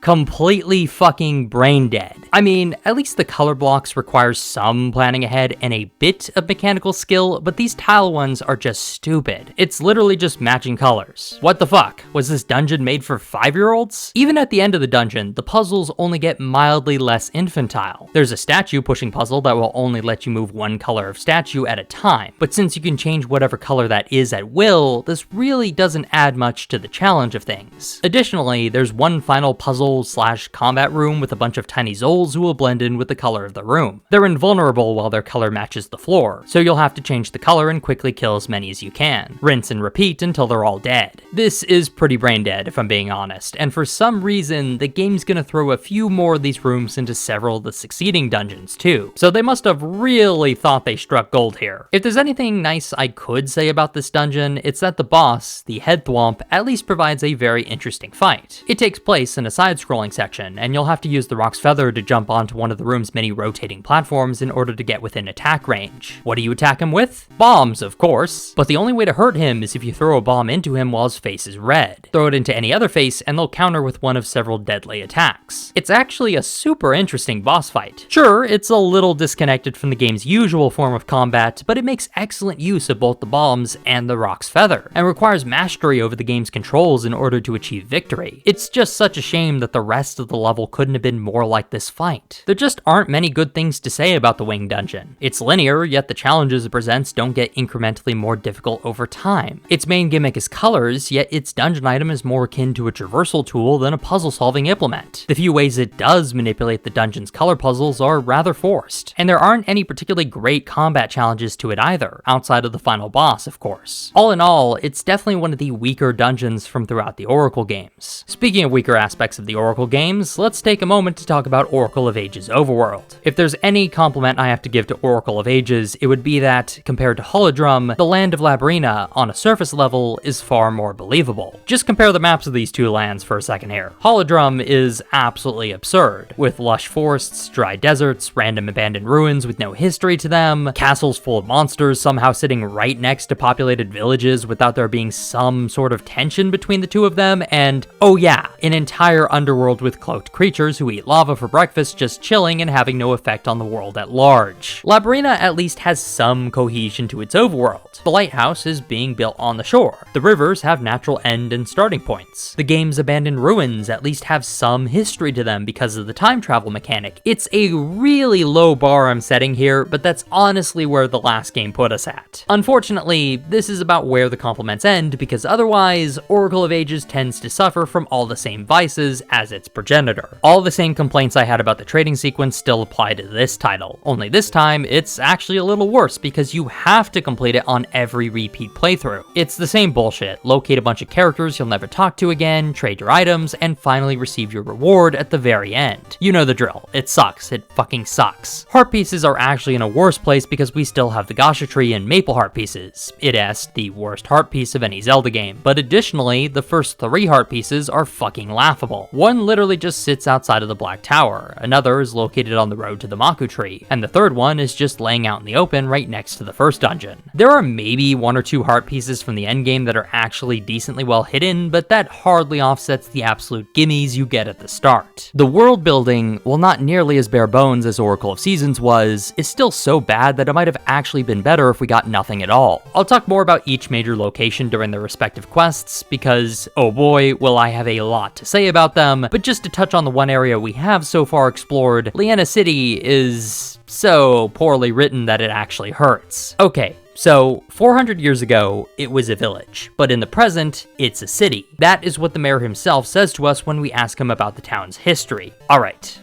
now tell me, what the fuck has changed about this settlement in the last 400 years? Can you spot the difference? Because besides the fact that things are less brown and the buildings are more modern, I can't spot a single fucking change. There's the exact same number of buildings in the present as there were 400 years ago. How the fuck do they consider themselves to suddenly be a city when they haven't grown at all? Better yet, what the hell happened to their monarchy? To the big-ass castle in the village's north? It's just gone, with no explanation, and there's no government to replace it with since then. Better yet, I'd posit that Leanna Village of 400 years ago was more like a city, since it was the capital of a great kingdom, while the current settlement is much more like a village, since it's missing its old castle and is otherwise just a fringe settlement without any significance. Additionally, the same world-building mistakes in regards to the Oracle of Seasons also applies to the Oracle of Ages. Who the fuck selected Nayru for this role? Why is a talking tree her guardian? Who was her predecessor? Who is her successor? Why does Labrynna even need an Oracle of of time. Better yet, how the fuck are these time travel powers not overpowered as shit? In Ocarina of Time, it was established implicitly that only the gods could manipulate the flow of time. Through the Master Sword, they allowed Link to transfer his consciousness between two times in his life, living as a child and adult simultaneously. And through Zelda, who, it was implied and later confirmed in Skyward Sword, is the direct descendant / reincarnation of a deity. Even then, she had to become a sage of unparalleled magical power, and channel said power through the Ocarina of Time in order to manipulate the flow of time. Yet somehow, Nayru, some random woman with zero known connection to any of the gods besides being named after one, is somehow able to manipulate the flow of time all by herself. No instrument, no divine help, nothing. This is an example of what we at Octorok Reviews like to call bad writing. Fujibayashi clearly wasn't an expert in Zelda lore, nor did he consult with the actual experts, Koizumi and Miyamoto, and so he just wrote in a bunch of random bullshit without thinking of the consequences this would have on the overarching plot of the Zelda series. This will become a recurring theme with Zelda games going forward, unfortunately, but at least with the Oracle games, I can say that definitively, this shit was not meant to be canon when it came out. It has been retroactively declared canon, and I resent that fact, but it is so blatantly obvious to me that there were originally zero plans to make this game fit within any actual chronology of the series that it's almost laughable how much Nintendo has had to cope and seethe in order to make it so after the fact. We'll talk more about this near the end of the video, but just know that, in terms of the effect on the world building, this game's story is absolutely a huge detriment to its quality, and that's a major shame considering it really had no excuse this time around. There's just nothing that Labrynna has going for it. The heart pieces are placed lazily and run on RNG, the trading sequence is drawn out and boring, the ring system is trash, and the locations and the stories associated with them are inoffensive at best and maddeningly frustrating at worst. In that sense, I can say the same thing about Oracle of Ages Overworld as I did for Oracle of Seasons. It's the worst Zelda overworld since Zelda 2. Our next stop after beating the Wing Dungeon is Crescent Island, a land to the southeast of Labrynna's sandy beaches. But in order to get there, we'll first need to get our hands on a boat. This will require us to head to Liena Village's southern port, where we find a man named Rafter, yes, that is his actual fucking name, who will tell us that he needs some good rope, and that an old man on the other end of town might have some. So now we need to head all the way over to the old man's place where he tells us that he's not done yet, implying that we need to head back to the present. So then we leave his house, but before we can so much as take 2 steps, Ralph comes up to us and is all like, "Oh hey man, what's up? Just saving Nayru over here. Later, gator."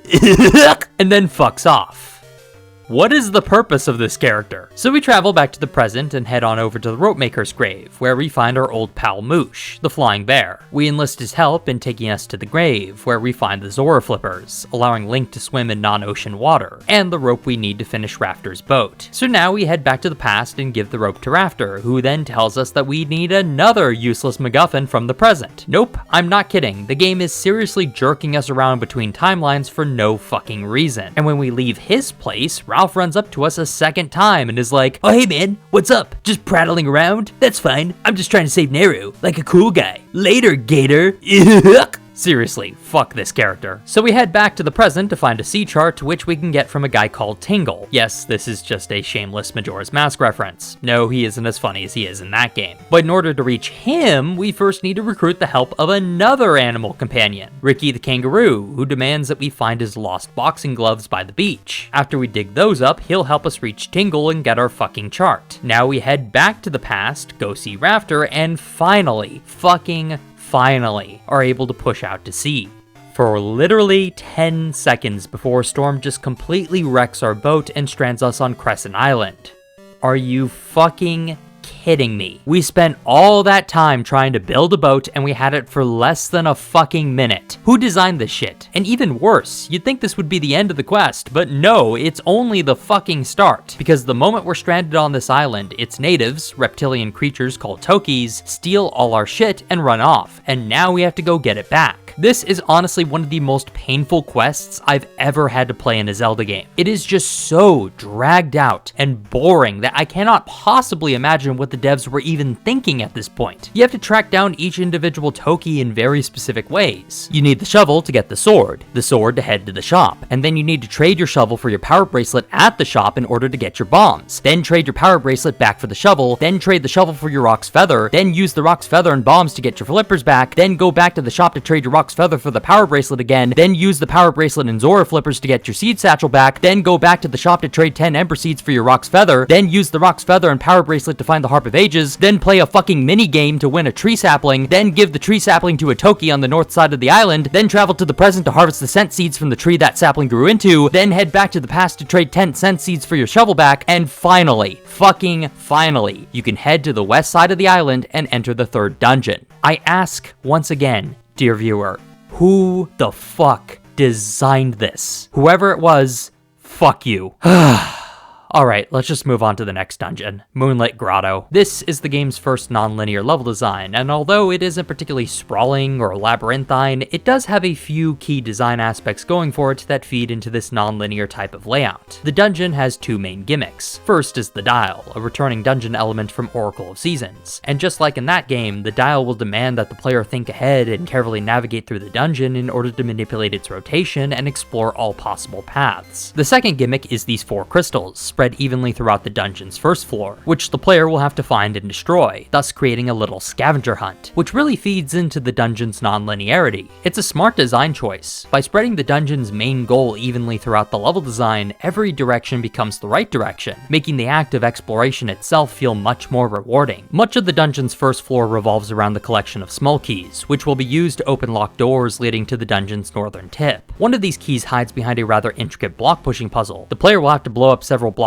lining the room in order to push others out of the way, opening a path towards a lone statue that must then be pushed towards the end goal, thus spawning the small key. And another key is held within a room full of Armoses, which can only be killed using bombs. The player will have to kill all 4 of them without running out of ammo, or else you'll have to leave the room to restock and thus reset the encounter. This task is particularly difficult due to the erratic movement of the Armoses, but if you watch them for long enough and wait for them to move through a narrow corridor, you can greatly increase your chances of success. A final small key is held down in the basement floor, which is only partially explorable at the moment. It lies behind several bomb throwing puzzles, where you'll need to use your bombs to kill caged enemies like the Pole's Voices and Moldorms in order to open several sets of doors to progress. The bombs see a lot of use in this dungeon's first half, which is a great choice if you ask me. There's a lot more puzzle solving and combat potential with bombs than there is with the power bracelet or even the rock's feather, which both already had their own dungeons dedicated to them, so making use of the bombs in such a focused manner was a good decision on the designer's part. Once we've gathered all the small keys, the way to the dungeon's northern wing can be opened, where we'll find the dungeon item, the seed shooter. This is a bit like the slingshot from Oracle of Seasons, in that it turns seeds into projectile weapons, only way better because now they also bounce. And the seed shooter can also be shot in one of 8 directions, 2 horizontal, 2 vertical, and 4 diagonal. This not only greatly enhances the shooter's combat capabilities, but more importantly, its puzzle solving potential. The game immediately teaches this with an unlit torch surrounded by a bottomless pit, which we can use the seed shooter to light from a distance, and therefore open the way out of this room. More importantly though, one of the 4 crystals was hidden behind a fence, and could not be destroyed. However, with the seed shooter at our disposal, we can aim an angled shot right at it and destroy the crystal from a distance, causing a portion of the first floor to collapse in the process. In effect, this brings the dial from the first floor down into the basement, allowing the player to traverse through the dungeon's final stretch. The most immediate room that the dial will bring us to is that of the mini-boss, Subterror, who is, like all mini-bosses in this game so far, an absolute dud. He just burrows underground and tries to attack you, which could be deadly, except that all you need to do is use the shovel right next to him, and bam, he's lying flat on his ass and you can just wail on him, rinse and repeat until dead. I'm not kidding, I don't even know what his attack is. According to the wiki, it's some sort of drill attack, so I guess if you somehow didn't figure out that you ought to use the shovel here, then you might see it at some point, but for me, I never saw it once on all 5 of my playthroughs. The dungeon's final challenge is a long set of rooms with bridges in them, but only one such bridge can stay up at a time. In order to change which one that is, and therefore progress forward, you'll have to hit a switch sitting in the room's center. This is where the seed shooter comes into play. The player will have to angle his shots and manipulate the room in just the right way to hit the switch at the room's center, opening the path to the dungeon's end. It's an excellent final challenge, and really tests the player's skill with angling seed shooter shots, a lesson that will come in handy when fighting the dungeon boss, Shadow Hag. This is another ghost fight, only this time, she actually behaves like a ghost and won't be hurt by simple sword strikes. Crazy concept, I know. She will split into 4 separate shadows and fan out across the room, hoping to cross paths with Link and harm him. When she reconjoins, she'll conjure several moths as minions and then pop out behind Link and charge him. If you turn to look at her, however, she'll simply disappear and you won't be able to hit her. The only way to deal damage to her then is to use the seed shooter to bounce a projectile back towards the shadow hag as you're facing away from her. Do this enough times and you'll win. It's a simple enough fight on paper, but the erratic nature of her attacks, as well as the minuscule amount of damage your seed shooter does, will definitely make the fight a lot harder, making sure the dungeon ends on quite the high note. Overall, it's a fairly decent dungeon. It's far from the best that non-linear Zelda level design has to offer, but as far as the Oracle games go, it's one of the better ones for sure. So before moving on to the next quest, we need to address a Link game feature that will suddenly become relevant at this point in the game. Princess Zelda. Zelda made no appearance in Oracle of Seasons, if you'll recall, and she also makes no appearance in Ages either. Unless, of course, you're playing a linked game, in which case, she'll show up right after the 3rd dungeon and be kidnapped by either King Moblin in Seasons or Vyre in Ages. Seasons' version of this segment is incredibly simple. You just show up and kill a couple Moblins and Zelda's saved. In Ages, however, the devs decided to create a Donkey Kong minigame for some reason, so you'll have to go through 2 rounds of that in order to save the princess. Either way, it's an incredibly simple rescue, and Zelda will thank Link for saving her. By the way, she doesn't recognize him at all. This is the first time she's ever met him, according to this dialogue, confirming that this is an entirely new set of characters. I just need to mention that right now because the official timeline tries to claim otherwise, and oh boy, am I gonna tear that shit apart at the end of this video. Zelda, by the way, won't do anything else until the end of the game. She just stays inside the Oracle's house with Impa and patiently waits on her ass for Link to do all the work, which I guess makes sense because she's the princess, but it begs the question, why the fuck did she even come here without any armed guards in the first place? She just made more work for Link by putting herself in danger. Why would she do something so stupid? Zelda is a completely different character in this game, and just like Link, the writing honestly makes her look like a complete fucking moron at times. The Princess of Wisdom, reduced to a bumbling idiot who offers nothing of value.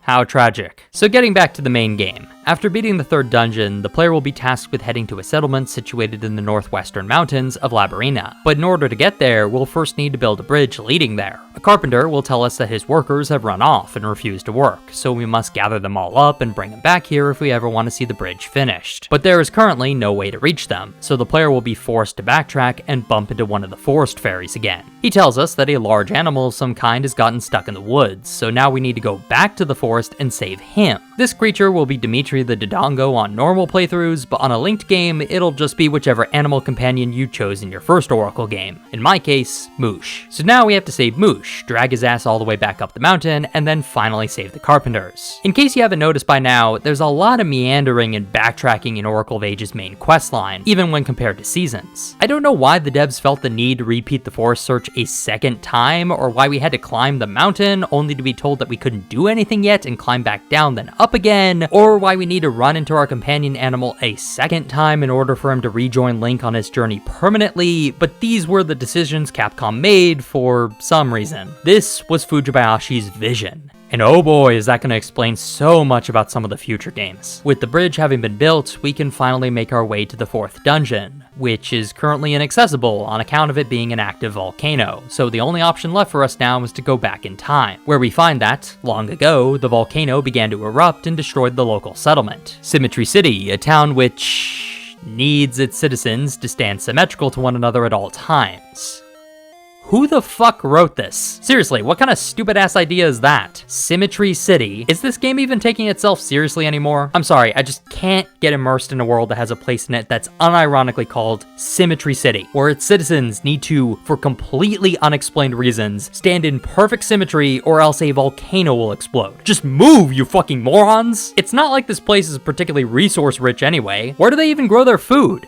There's no farms up here. Even dumber is the city's religion. They worship a fucking nut. That's their god. That's what keeps their city in balance. And because it recently broke, for unexplained reasons, now the volcano is erupting and they're all gonna die. But there's still hope. A man living on the outskirts of town can perform a special mending ceremony, which can repair the nut and potentially save the city. But the villagers can't do it their damn selves because one of the 2 village men broke his leg and the other one can't leave because, again, bullshit symmetry rules. So they ask for Link to do it instead, of course. This will lead to a long mountain climbing section, but first, we need to receive a new tune for the Harp of Ages, the Tune of Currents. This acts mostly the same as the first tune, with the main difference being that it can transport Link from the past to the present without using any portals. This opens up overworld travel a tiny bit more, since there are a few locations you can now access by manipulating the flow of time. This whole mountain climbing section seeks to teach that mechanic. In order to overcome certain obstacles on the mountain's path, the player must travel back and forth between past and present in order to manipulate the terrain. It's a decent use of the time travel mechanic, but the slow animation speed and mandatory cutscenes that play every time you switch between timelines really bogs this section down. And even once you've climbed the mountain, the guy who repairs the nut can't even be bothered to just do it for us. He requires that we play a stupid minigame first, where you knock 4 hard hat beetles into some holes without letting a minecart run over the nut. Yeah, I know, it's dumb. I think this whole game is supposed to be a joke, but it honestly doesn't land. Success means the nut will be repaired, and we can finally put it back on the pedestal and repair the town. This creates a permanent change in the timeline. Symmetry City in the present is now fully intact, and the 4th level can finally be accessed, Skull Dungeon. Despite its name, the real theme of Skull Dungeon is lava, rather than a focus on Undeath, and that aspect of the dungeon is used to particularly good effect. The level begins with a couple platforming sections utilizing the lava, making traversal much more high stakes than in previous levels. One of our first challenges, however, is a color block puzzle, and this is where the dungeon starts to lose its focus. For some reason, a good third of all the puzzles in this dungeon will be color-based, and I have no idea why this game is so obsessed with these things. They're not at all complex. I don't know why the devs thought these things were so good that they had to make recurring appearances in nearly every dungeon going forward, but then again, I suppose that's pretty in line with the general quality of the Oracle games as a whole. A little further into the dungeon, the minecarts will be reintroduced, and their mechanics will get built up as the dungeon goes on. First serving as merely transportation, but then getting utilized in some of the dungeon's puzzle solving as well. Specifically, the seed shooter sees a fair amount of action in this dungeon. First with a simple switch to shoot at an angle, thus spawning a small key, then on a moving platform over lava, tying in puzzle solving with the environmental danger of the dungeon. And finally, with a minecart section where the player will need to shoot 3 Stalfos while both the targets and Link himself are moving. This is a genuinely innovative use of the seed shooter and really tests the player's mastery over the item. It's a great way to build on both the minecarts as dungeon elements and on the player's skill with the seed shooter. If there's one thing I can appreciate about most of this game's dungeons, it's that they tend to make excellent use of the player's back catalog of dungeon items, making them all feel like a useful extension of Link's moveset. At the end of this minecart section lies the mini-boss, the Armos warrior, who wields a ginormous sword and shield. His body is completely impervious to all of your attacks, and his sword will home in on Link and chase him around the room. With a little deduction though, the way to beat this foe becomes rather clear. Use his own attack against him, Green Goblin style. You'll have to do this 4 times in order to break his shield, at which point he'll charge the player in anger, but without his defenses, he'll be vulnerable to normal sword strikes, making the rest of this fight rather simple. It's a good boss fight, and the first mini-boss from this game to not be a total dud, so it definitely deserves a bit of praise. After the fight, the dungeon presents us with a brand new puzzle, a room full of blue tiles, which the player will need to turn red by walking over them. The catch is that you have to create a contiguous path from the room's start to wherever you finish, meaning that you can't skip over tiles or walk over the same ones as before. There's a little yellow tile under Link's feet to follow along with in order to visualize the concept, and this is honestly a decent brain teaser the first couple of times you do it. It's nice. It definitely doesn't fit in with the level's theme at all, and so I question why it's in this dungeon in particular, but at least the design is actually decent. Our reward for completing the puzzle is the switch shot, a version of the hook shot which switches Link's position with that of the target he's latched onto. It's honestly a bit gimmicky. It in no way changes the way you would use the old hook shot for overworld travel, since the action of switching your target really doesn't have any effect on the end result. It will be used for some puzzle solving though, which is taught pretty early on with a little puzzle. The player will have to use the switch shot to move a large object onto a pressure plate, thus opening the way forward. But this is basically just a block pushing puzzle with fewer steps, which I suppose is better than a normal block pushing puzzle, but a block pushing puzzle it still is. At least the dungeon boss makes some clever use of it. He's a Patra from Zelda 1, except this time you're supposed to kill the eye in the center first, rather than the little floating ones around him. In order to do that, you'll first need to use the switch shot to pull him away from his minions, which will leave him vulnerable to your sword strikes. And that's pretty much the whole fight. It's not that complex, and the switch shot honestly didn't change things too much. It was more just a means to an end, if anything. In all honesty, this dungeon dungeon as a whole is pretty middling. There are a couple great aspects to it. The lava theme, which adds some traversal challenges, the utilization of the seed shooter, especially during the minecart section, and the blue tile puzzle that managed to present a rather unique conundrum. But the vast majority of the dungeon is full of simple color puzzles, block pushing, and relatively easy combat challenges. It's just not that noteworthy, which perhaps is the worst thing a Zelda dungeon could be. Our next stop is Rolling Ridge, a mountain range located in Labrynna's north. If we arrive in the past, we'll find that the mountain's natives, the Gorons, are currently trying to save their elder from a rockslide he's trapped under, and desperately hope that they could find a legendary bomb flower. But if you show back up in the present and ask around, the Gorons will reveal that they now grow bomb flowers as their specialty crop, because some young boy in the distant past brought their people some saplings in their time of need. This is where we need to bring up the nitty-gritty of this game's time travel logic, because frankly, this game has flip-flopped on the topic too many times for me to ignore at this point. There are two types of time travel logic when it comes to the effects that altering the past will have on the present: deterministic time travel and fluid time travel. Fluid time travel is like what you see in Back to the Future, where every decision Marty makes while he's back in 1955 will have a ripple effect on the future he returns to in the year 1985. Deterministic time travel is like what we saw back in Ocarina of Time, where events from the child timeline, like Link teaching Guru Guru the Song of Storms and Naboru being kidnapped during our heist, were already destined to happen. Now, with all time travel stories, there will tend to be one or two inconsistencies you can point out with their time travel mechanics. The time loop with Chuck Berry's Johnny Be Good and the magic beans having to be planted by the player before they show up in the adult timeline are two such examples. But for the most part, these mistakes are just minor writing flaws within an otherwise fairly consistent narrative. Oracle of Ages has no such consistency. One moment we're cultivating vines and planting trees on Crescent Island in order to manipulate the environment. The next, we're being told that Link already opened the third dungeon 400 years ago, despite the fact that we won't even do that until the very end of the game. One moment, Symmetry City is popping up in the present because we saved it in the past. The next, we're told that the Gorons have always had a thriving bombflower industry due to something Link hasn't even done yet. One moment, we're saving the Zora King in the distant past and forever changing the present. The next, we're being told that Link already took a bottle of fairy dust out of a library some 400 years ago, and so we now need to travel back to the past in order to do just that. Look, I'm not asking a whole lot from Zelda stories. I don't think every single game in this genre needs to have as much depth to it as Ocarina of Time or Majora's Mask. Link's Awakening, for example, is a much simpler story, yet packs a strong emotional punch all the same, because the quality of that simple story is more effective than an avalanche of lore dumps and useless dialogue ever will be. I'm not asking Fujibayashi to write a super complex, consistent, character-based time travel story with interesting lore attached to it. I just want him to write a good story. That's all he needed to do, but it was his decision to write things this way. He made the deliberate choice to write a time travel story and then didn't bother to maintain any level of consistency, nor did he weave any likable characters into the tale. Oracle of Seasons' biggest crime was that it had no story. Oracle of Ages' biggest crime is that it has a shitty story. The latter is far worse than the former. The actual gameplay during this section is surprisingly quite minuscule. You just need to take on King Moblin again, and his fight isn't that much different than in the first Oracle game. Just catch his bombs and throw him back at him at just the right time. That's it. Victory shall net us a bomb flower, allowing us to travel back to the past and save the Goron Elder, who will give us the key to this game's next level, Crown Dungeon. This is definitely one of the more free-form dungeons from this game, as most of its branching paths aren't gated off from the get-go. Some will have natural dead ends and locked doors, but for the most part, the only real obstacle to your forward progression will come from the dungeon's central mechanic. These colored fences, which, just like in past games, can be raised and lowered by hitting certain switches. So long as the blue fences are down, the red fences will be up, and vice versa. The dungeon does an excellent job of teaching this mechanic in the very room it's introduced in. Two paths will present themselves at the dungeon start, with a blue fence blocking the eastern path and a red one blocking the west. A switch sits right in the middle of the room,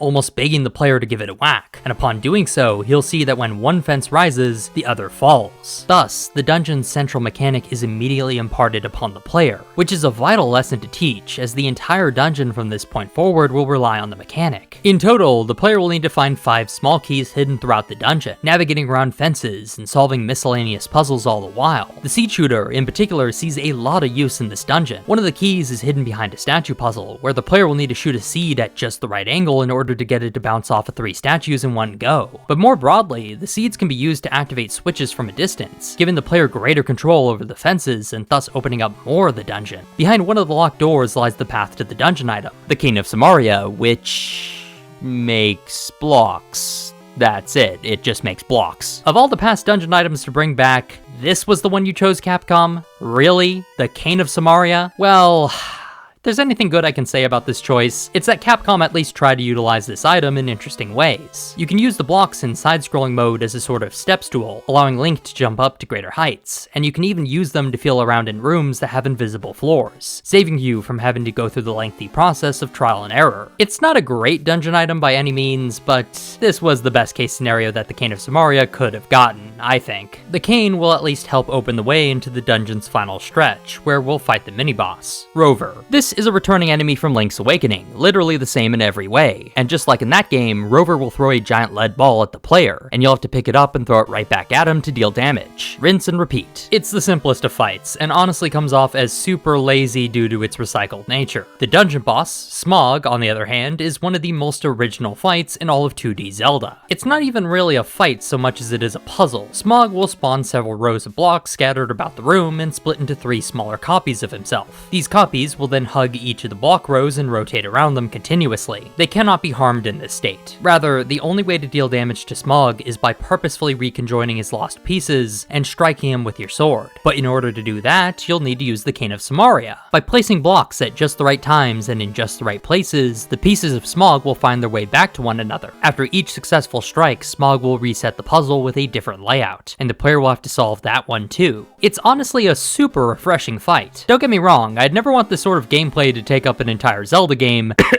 Echoes of wisdom.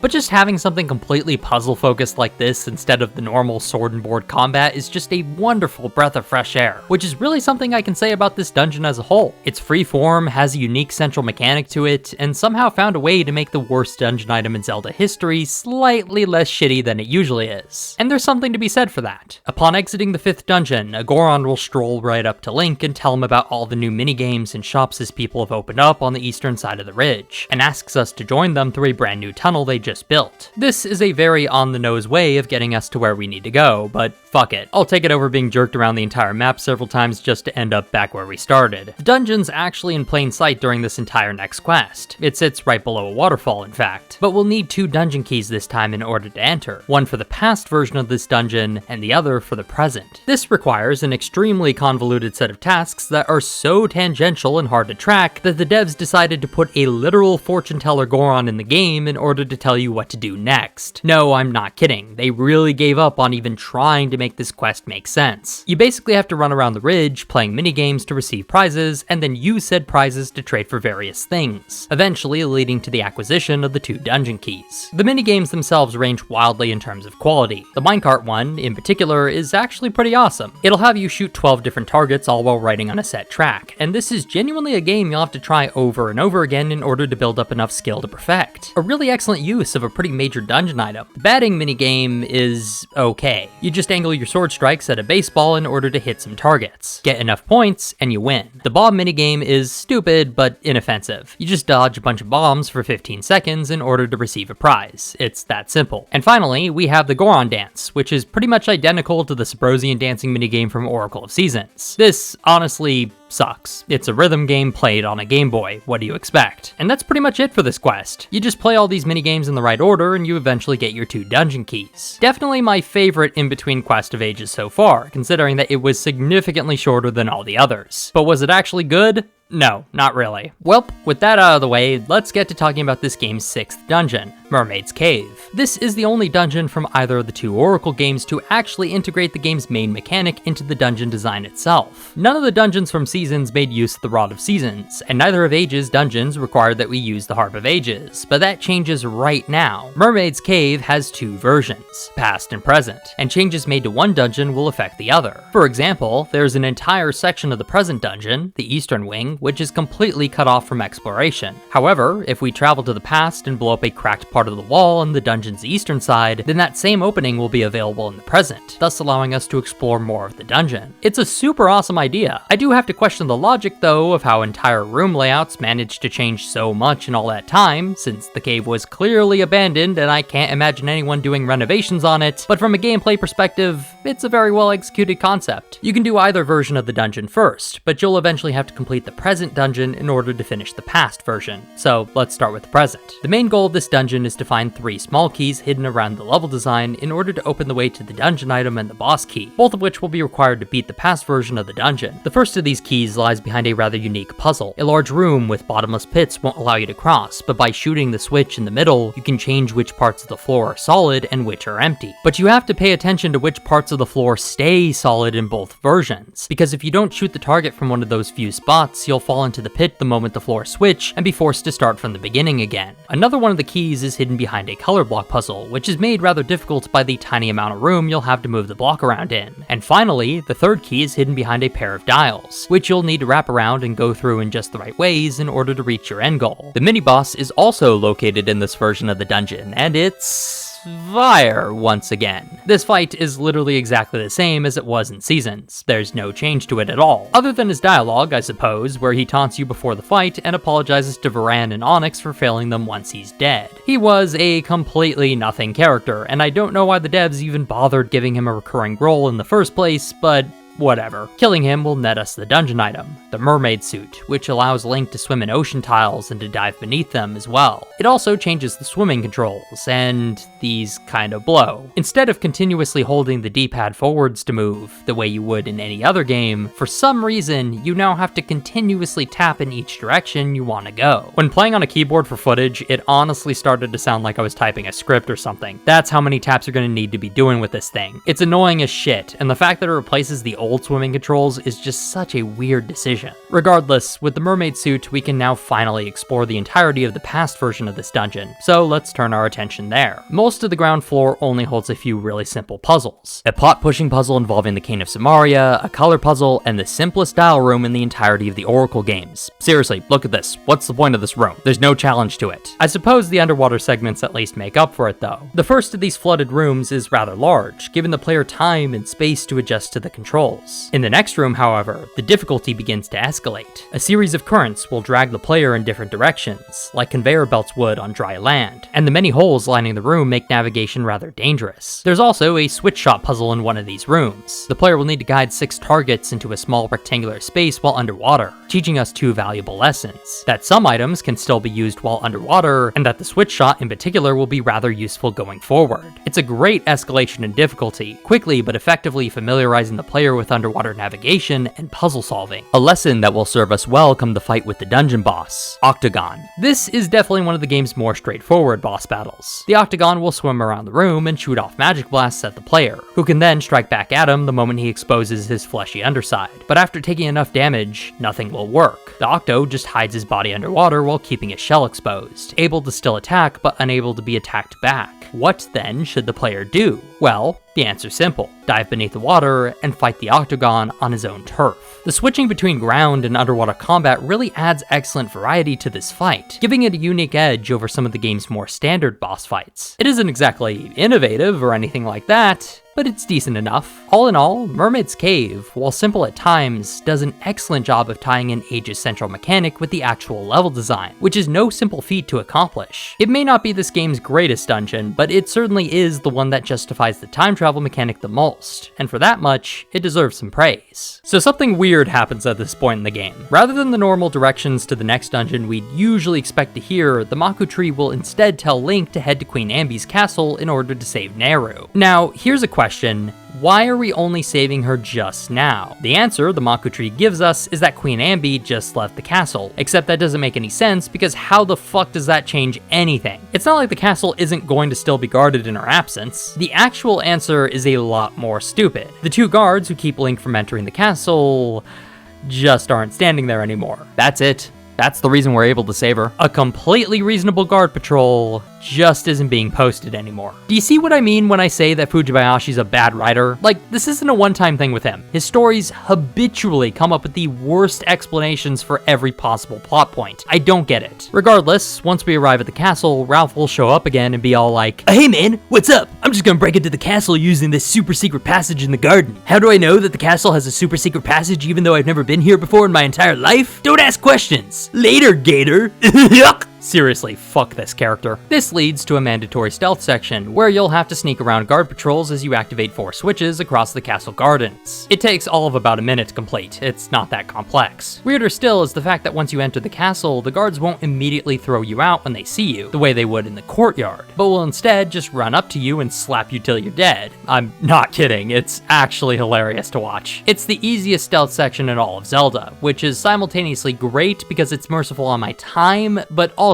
terrible because it just sort of comes off as useless. At the end of the castle lies Veran, who will initiate a boss fight with us the moment we see her. The fight itself is super easy, but the method of actually downing her in the first place is obscure. You have to use the mystery seeds we found before the beginning of Dungeon 2, which is obtuse because legitimately, there is zero combat utility for these things in either of the 2 Oracle games outside of this singular boss fight. Veran herself, though, isn't that tough. She just teleports across the room and lets out a volley of magic every once in a while, but you can down her so easily that you'll likely never get hit by it. After beating the boss, Nayru will wake up and thank Link for saving her, but surprise! Queen Ambi shows back up at the worst time possible and is suddenly possessed by Veran. Nayru transports us back to the present, Ralph fucks off to try and be useful for once in his life, spoiler, he never will be, and Link learns the final harp song, one that allows us to travel between timelines at will, independent of any portals. Alright, so here's a question.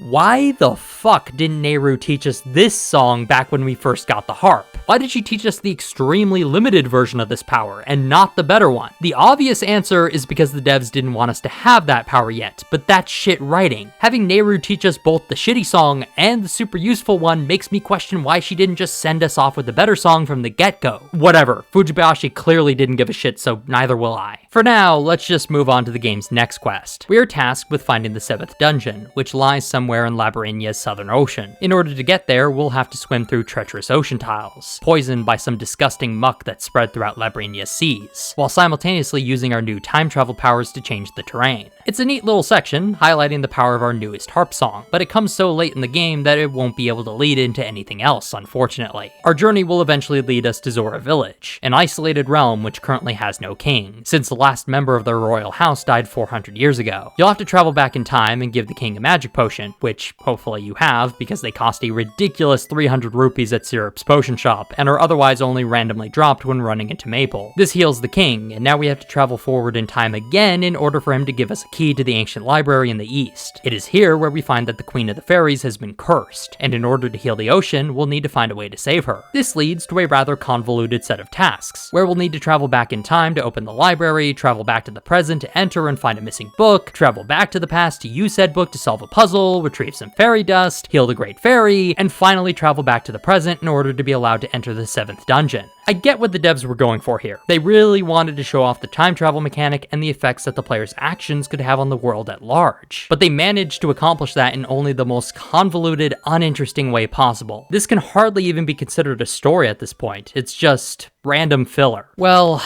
at least the dungeon it leads to is pretty amazing. Jabu-Jabu's belly is definitely one of the most advanced level designs in all of the Oracle games, taking clear inspiration from Ocarina of Time's Water Temple. Does it match its quality? Not even fucking close, but it certainly does take a few good notes from it, so it's at least got something going its way. Jabu-Jabu's belly has 3 floors to it, the first of which is completely flooded. It's from here that we enter the dungeon, beginning our exploration while underwater, a unique twist to the usual dungeon formula. There are several small keys to grab up on the first floor, including one behind a switch block puzzle, where you'll need to drag 4 objects in front of 4 statues using the switch shot, and another 2 that currently cannot be accessed, since they lie behind block pushing puzzles, and Link is completely unable to push anything while underwater. How then are we ever supposed to retrieve these keys? Well, that's where the dungeon's central mechanic comes in, the raising and lowering of water levels. It's exactly the same as the Water Temple. You'll find a room on the 3rd floor with 3 switches in it, only one of which is currently accessible, and press it in order to drain the first floor of water. The mechanic works super well here, because the effect it has on the way we interact with each of these floors is massive. If we return to the first floor, for example, we'll see that a floating island has now created a new pathway, allowing the player to switch shot onto it and reach an optional chest. And more pertinently, we can finally push blocks again, allowing us to gather another one of the dungeon's small keys. But just as the water level can be lowered, so too can it be raised once again, and doing so will be the only way to access more of the dungeon's second floor. And by exploring here, we can eventually find the dungeon item, the long switch shot, allowing us to access a second switch that can raise the water level even further. And by doing that, we'll be able to access even more of the second floor, opening up paths to small keys that were previously inaccessible. And thus, we see now the true nature of Jabu-Jabu's belly, a winding labyrinth, requiring exploration, puzzle solving, and mastery over the dungeon's central mechanic in order to fully explore. Flat out, love this. This is the only dungeon from the entirety of the Oracle Duology that I can definitively say is truly labyrinthine in nature. The sprawling layout of the belly is daunting, and combined with the constant need to drain or flood whole floors of the dungeon in order to progress, as well as the many small keys hidden throughout, this easily ranks as one of the Oracle game's best dungeons. I'm not kidding. It's the only one that feels like it could have been made by the actual Zelda team at Nintendo. And maybe that's because it's so derivative of their work. If there's any one complaint I have with this dungeon, it's that it's completely unoriginal. Its main mechanic is from the water temple, its setting is from inside Jabu-Jabu's belly, and its dungeon item, the long switch shot, is literally just a slightly more effective version of a previous dungeon item. It feels like an imitation of a great Zelda dungeon, rather than something truly original. It's still designed well, and is pretty fun all things considered, but it's hard to shake the feeling that I've already played this dungeon before. The boss fights don't help much in that regard. The mini-boss is Anglerfish, but luckily not the actual Anglerfish from Link's Awakening, thank God.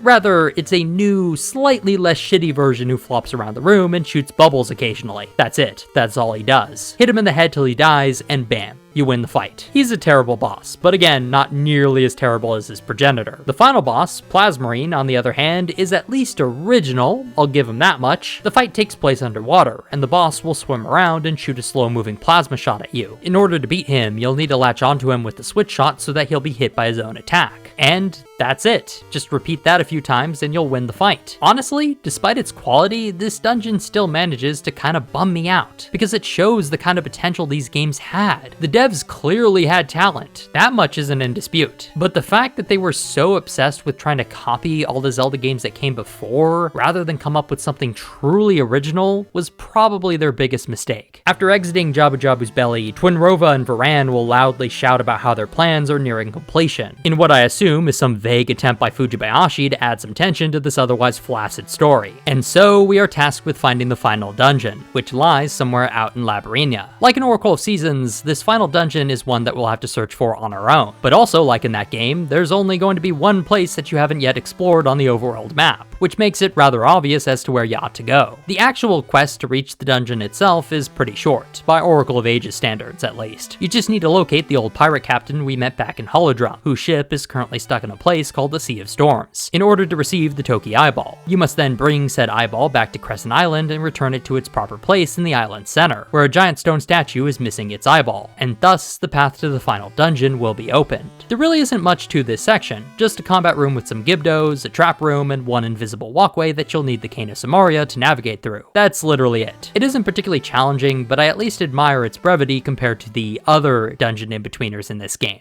The final level of Oracle of Ages, the Ancient Tomb, is a rather straightforward dungeon. Its first floor only has 4 rooms, as if it's trying to give you a little warm-up before the real dungeon starts. You'll have to sword douse for a bombable wall, then make your way through a bomb maze in order to proceed to the basement floor. It's at this point in the dungeon where things really begin to open up. The whole floor is basically one giant room, interconnected through tight corridors that are blocked off by dials and a locked door. The player will have to navigate through this labyrinth, searching for small keys and the dungeon item all the while. Speaking of which, the dungeon item this time is the Power Glove, which allows Link to pick up giant statues, and that's it. Seriously, that's all it does. It'll get used only in this dungeon and never again. Definitely this game's worst dungeon item, by far. The second basement floor, though, is where the real dungeon starts. It's a sprawling network of rooms, fanning out to the northeast, northwest, southeast, and southwest, with a great altar at its center. In order to activate this altar, the player will need to find the 4 stone tablets hidden in each of the dungeon's 4 quarters. This creates creates a sort of scavenger hunt, and is an excellent way for the dungeon to open up into some non-linearity. Even better, each of the 4 tablets will be hidden at the end of a mini gauntlet of puzzle rooms, each being reminiscent of a dungeon from earlier in the game. The southwestern quarter, for example, hosts several lava rooms reminiscent of those we saw back in Skull Dungeon, requiring that you pull a lever to solidify the lava and run across in order to pass. And in the southwest is a color block puzzle that'll open up a railway, reminiscent of the Wing Dungeon. The northeastern rooms, however, are definitely the most complex. A series of underwater currents and chasms present an insanely difficult mechanical gauntlet, requiring the player to use all he's learned about the game's swimming mechanics in order to make it through this deadly final challenge. Conceptually, this dungeon has a lot going for it. A sprawling maze of challenge rooms that take note from each of the game's past level designs. But in practice, I must admit, this dungeon feels more like a medley of the game's ideas rather than a comprehensive synthesis of them. Each of these rooms are disconnected from one another, and frankly, some of the challenges they present are even more mild than the dungeons they were based off of. Take that color block puzzle I mentioned earlier. It's not even a puzzle. Seriously, you just push the block to its end goal and that's it. No puzzle solving required. The lava room I mentioned earlier also has nothing going for it. There's no obstacles in here, so making it from one side to the other is easy as pie. And I didn't even mention the northwestern quarter, which is so unfocused that I can't even tell what dungeon it's trying to be reminiscent of. It utilizes a single switch shot target, which implies that it's basing itself off of the Skull Dungeon, yet the next room is simply filled with traps. And that's it. Past that, you get the stone tablet, and then you're done with this section. Perhaps even worse is the dungeon's boss fights. The mini-boss, the Blue Stalfos, is literally just an Aghanim clone. Seriously, it's tick for tack. There's no difference. He shoots a ball of magic that you'll have to hit back at him, randomly shooting off a dud every now and then just to be a dick, and that's it. No second phase, nothing. The final boss, Ramrock, is less disappointing, but still not that great. It starts off with some energy tennis again, except the magic in this case is replaced with the Ramrock's fists. Once he's had enough of that, he'll try crushing you with his hands, but he's so painfully slow that there's no way he'll catch up to you. You'll just have to throw bombs at him until he quits. The third phase sees him carry a shield and shoot magic blasts, and you'll need to use the seed shooter to hit him from behind. Honestly, this is the best phase by far. Everything with the seed shooter in this game was awesome, and that includes the boss fights. Definitely one of my favorite 2D Zelda dungeon items. The fourth phase, on the other hand, is back to being shitty. Ramrock will grow 2 iron balls for hands and throw them at you, one at a time. When he's recovering from his first throw, you'll need to walk up to his other hand, pull back on it using the power glove, and let go of it to shoot it right back into his face. And that's the fight. It's basically one big medley of dungeon items, and while that is, conceptually, a great idea, the actual execution, unfortunately, leaves much more up to the imagination. There's just nothing particularly challenging about this dungeon. It combines so many of the game's various ideas together, yet doesn't seem to know what to do with them. It's just kind of directionless, and that lack of purpose seemed to have a negative effect on the dungeon's difficulty. Combine that with the short runtime, a completely useless item, and the not so great boss fights, and the Ancient Tomb ends up being one of the weaker final dungeons from the entire Legend of Zelda series. Alright, we made it through all the dungeons. 16 of them in total.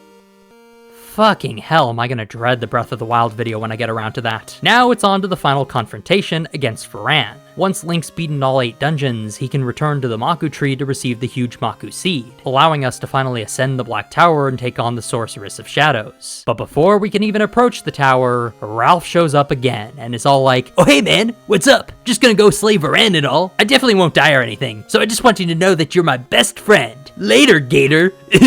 Then Impa comes up to us and is all like, "Oh no, Link, it's a terrible tragedy. Ralph is descended from Queen Ambi. If he kills her, he'll die." And that's our problem. How? Jokes aside, this plot point is really stupid, because it's been 400 years since Queen Ambi's time. Of course he's descended from her. Him and probably every other person in Leanna City at this point. You're an assistant to a royal house, Impa. Don't you know how genealogies work? But for some reason, Ralph's the only one in danger, so we have to go save him.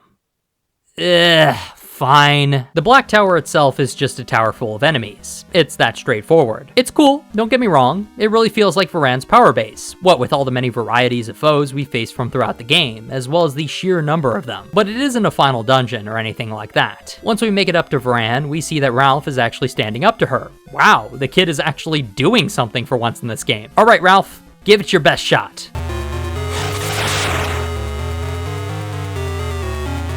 Yeah, so That didn't work out for you, did it, buddy? Looks like we're gonna have to do this ourselves. Veran has 3 phases, the first of which is literally the exact same as the first time we fought her. Hit her possessed body with a seed, switch shot her spirit, and then whack at her. It's that simple. The second phase, on the other hand, is new. Veran will turn into a giant insect-like version of herself, swooping down from the sky and shooting off magic blasts at the player. 4 copies of Link will also spawn and follow his every move, and if they bump into him, they'll deal damage. They can be killed, but doing so will take your attention away from Veran, and potentially giving her an opening. The third and final phase sees Veran shapeshift into one of several creatures, a turtle at the very start, and in this form she'll follow Link's every move and try to stomp on him. You'll have to dodge her attacks and strike the moment she exposes her head from her shell. Once she takes enough damage, she'll shapeshift into one of 2 different creatures, a bee or a spider. The spider is vulnerable only to bombs, while the bee is susceptible to sword strikes. Either way, her attack pattern mostly remains the same, and with enough hits, she'll finally go down. After defeating Veran, Link will make his way outside with Ralph and Nayru. A few poorly delivered jokes are told, with bad English translation even making an appearance, and that's that. Labrynna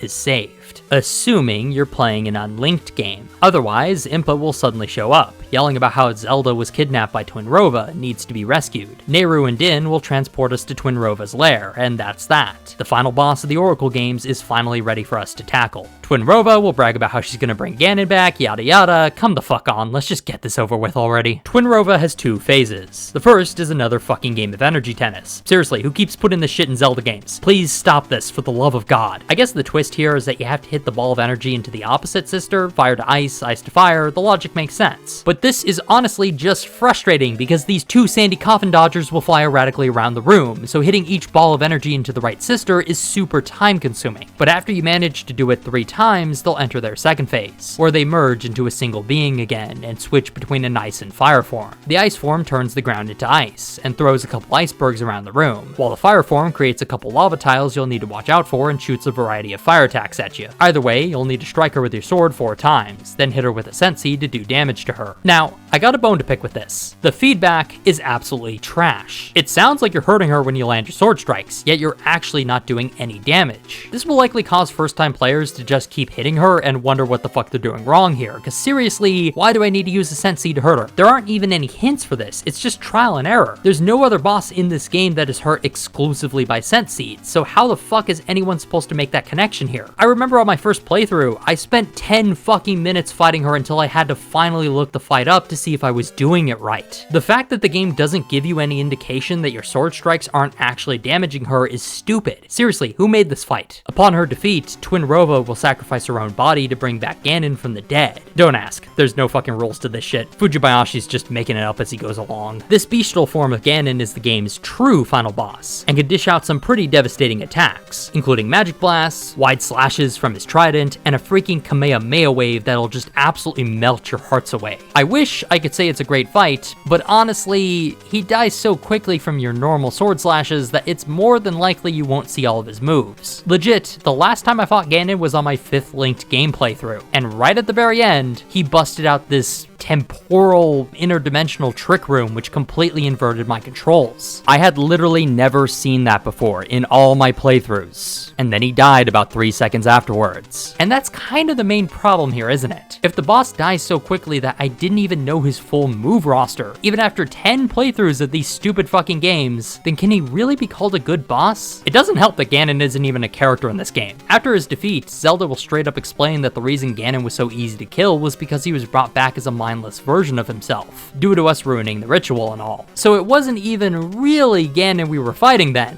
What the fuck was the point of all this? Well, whatever. We save Zelda, the oracles pat us on the back, we're called a true hero, get a kiss from the princess, and the game finally ends.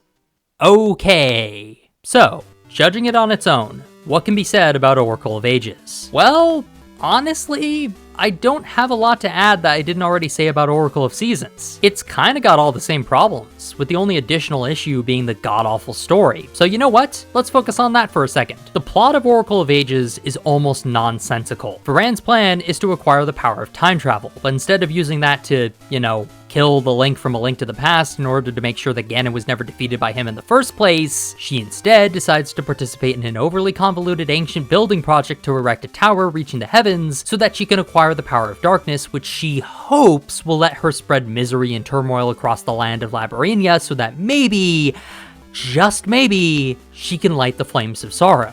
And then her partner in Holodrum has to accomplish the same thing. And Twinrova has to kidnap Zelda. And then they have to not fuck up the ritual, of course.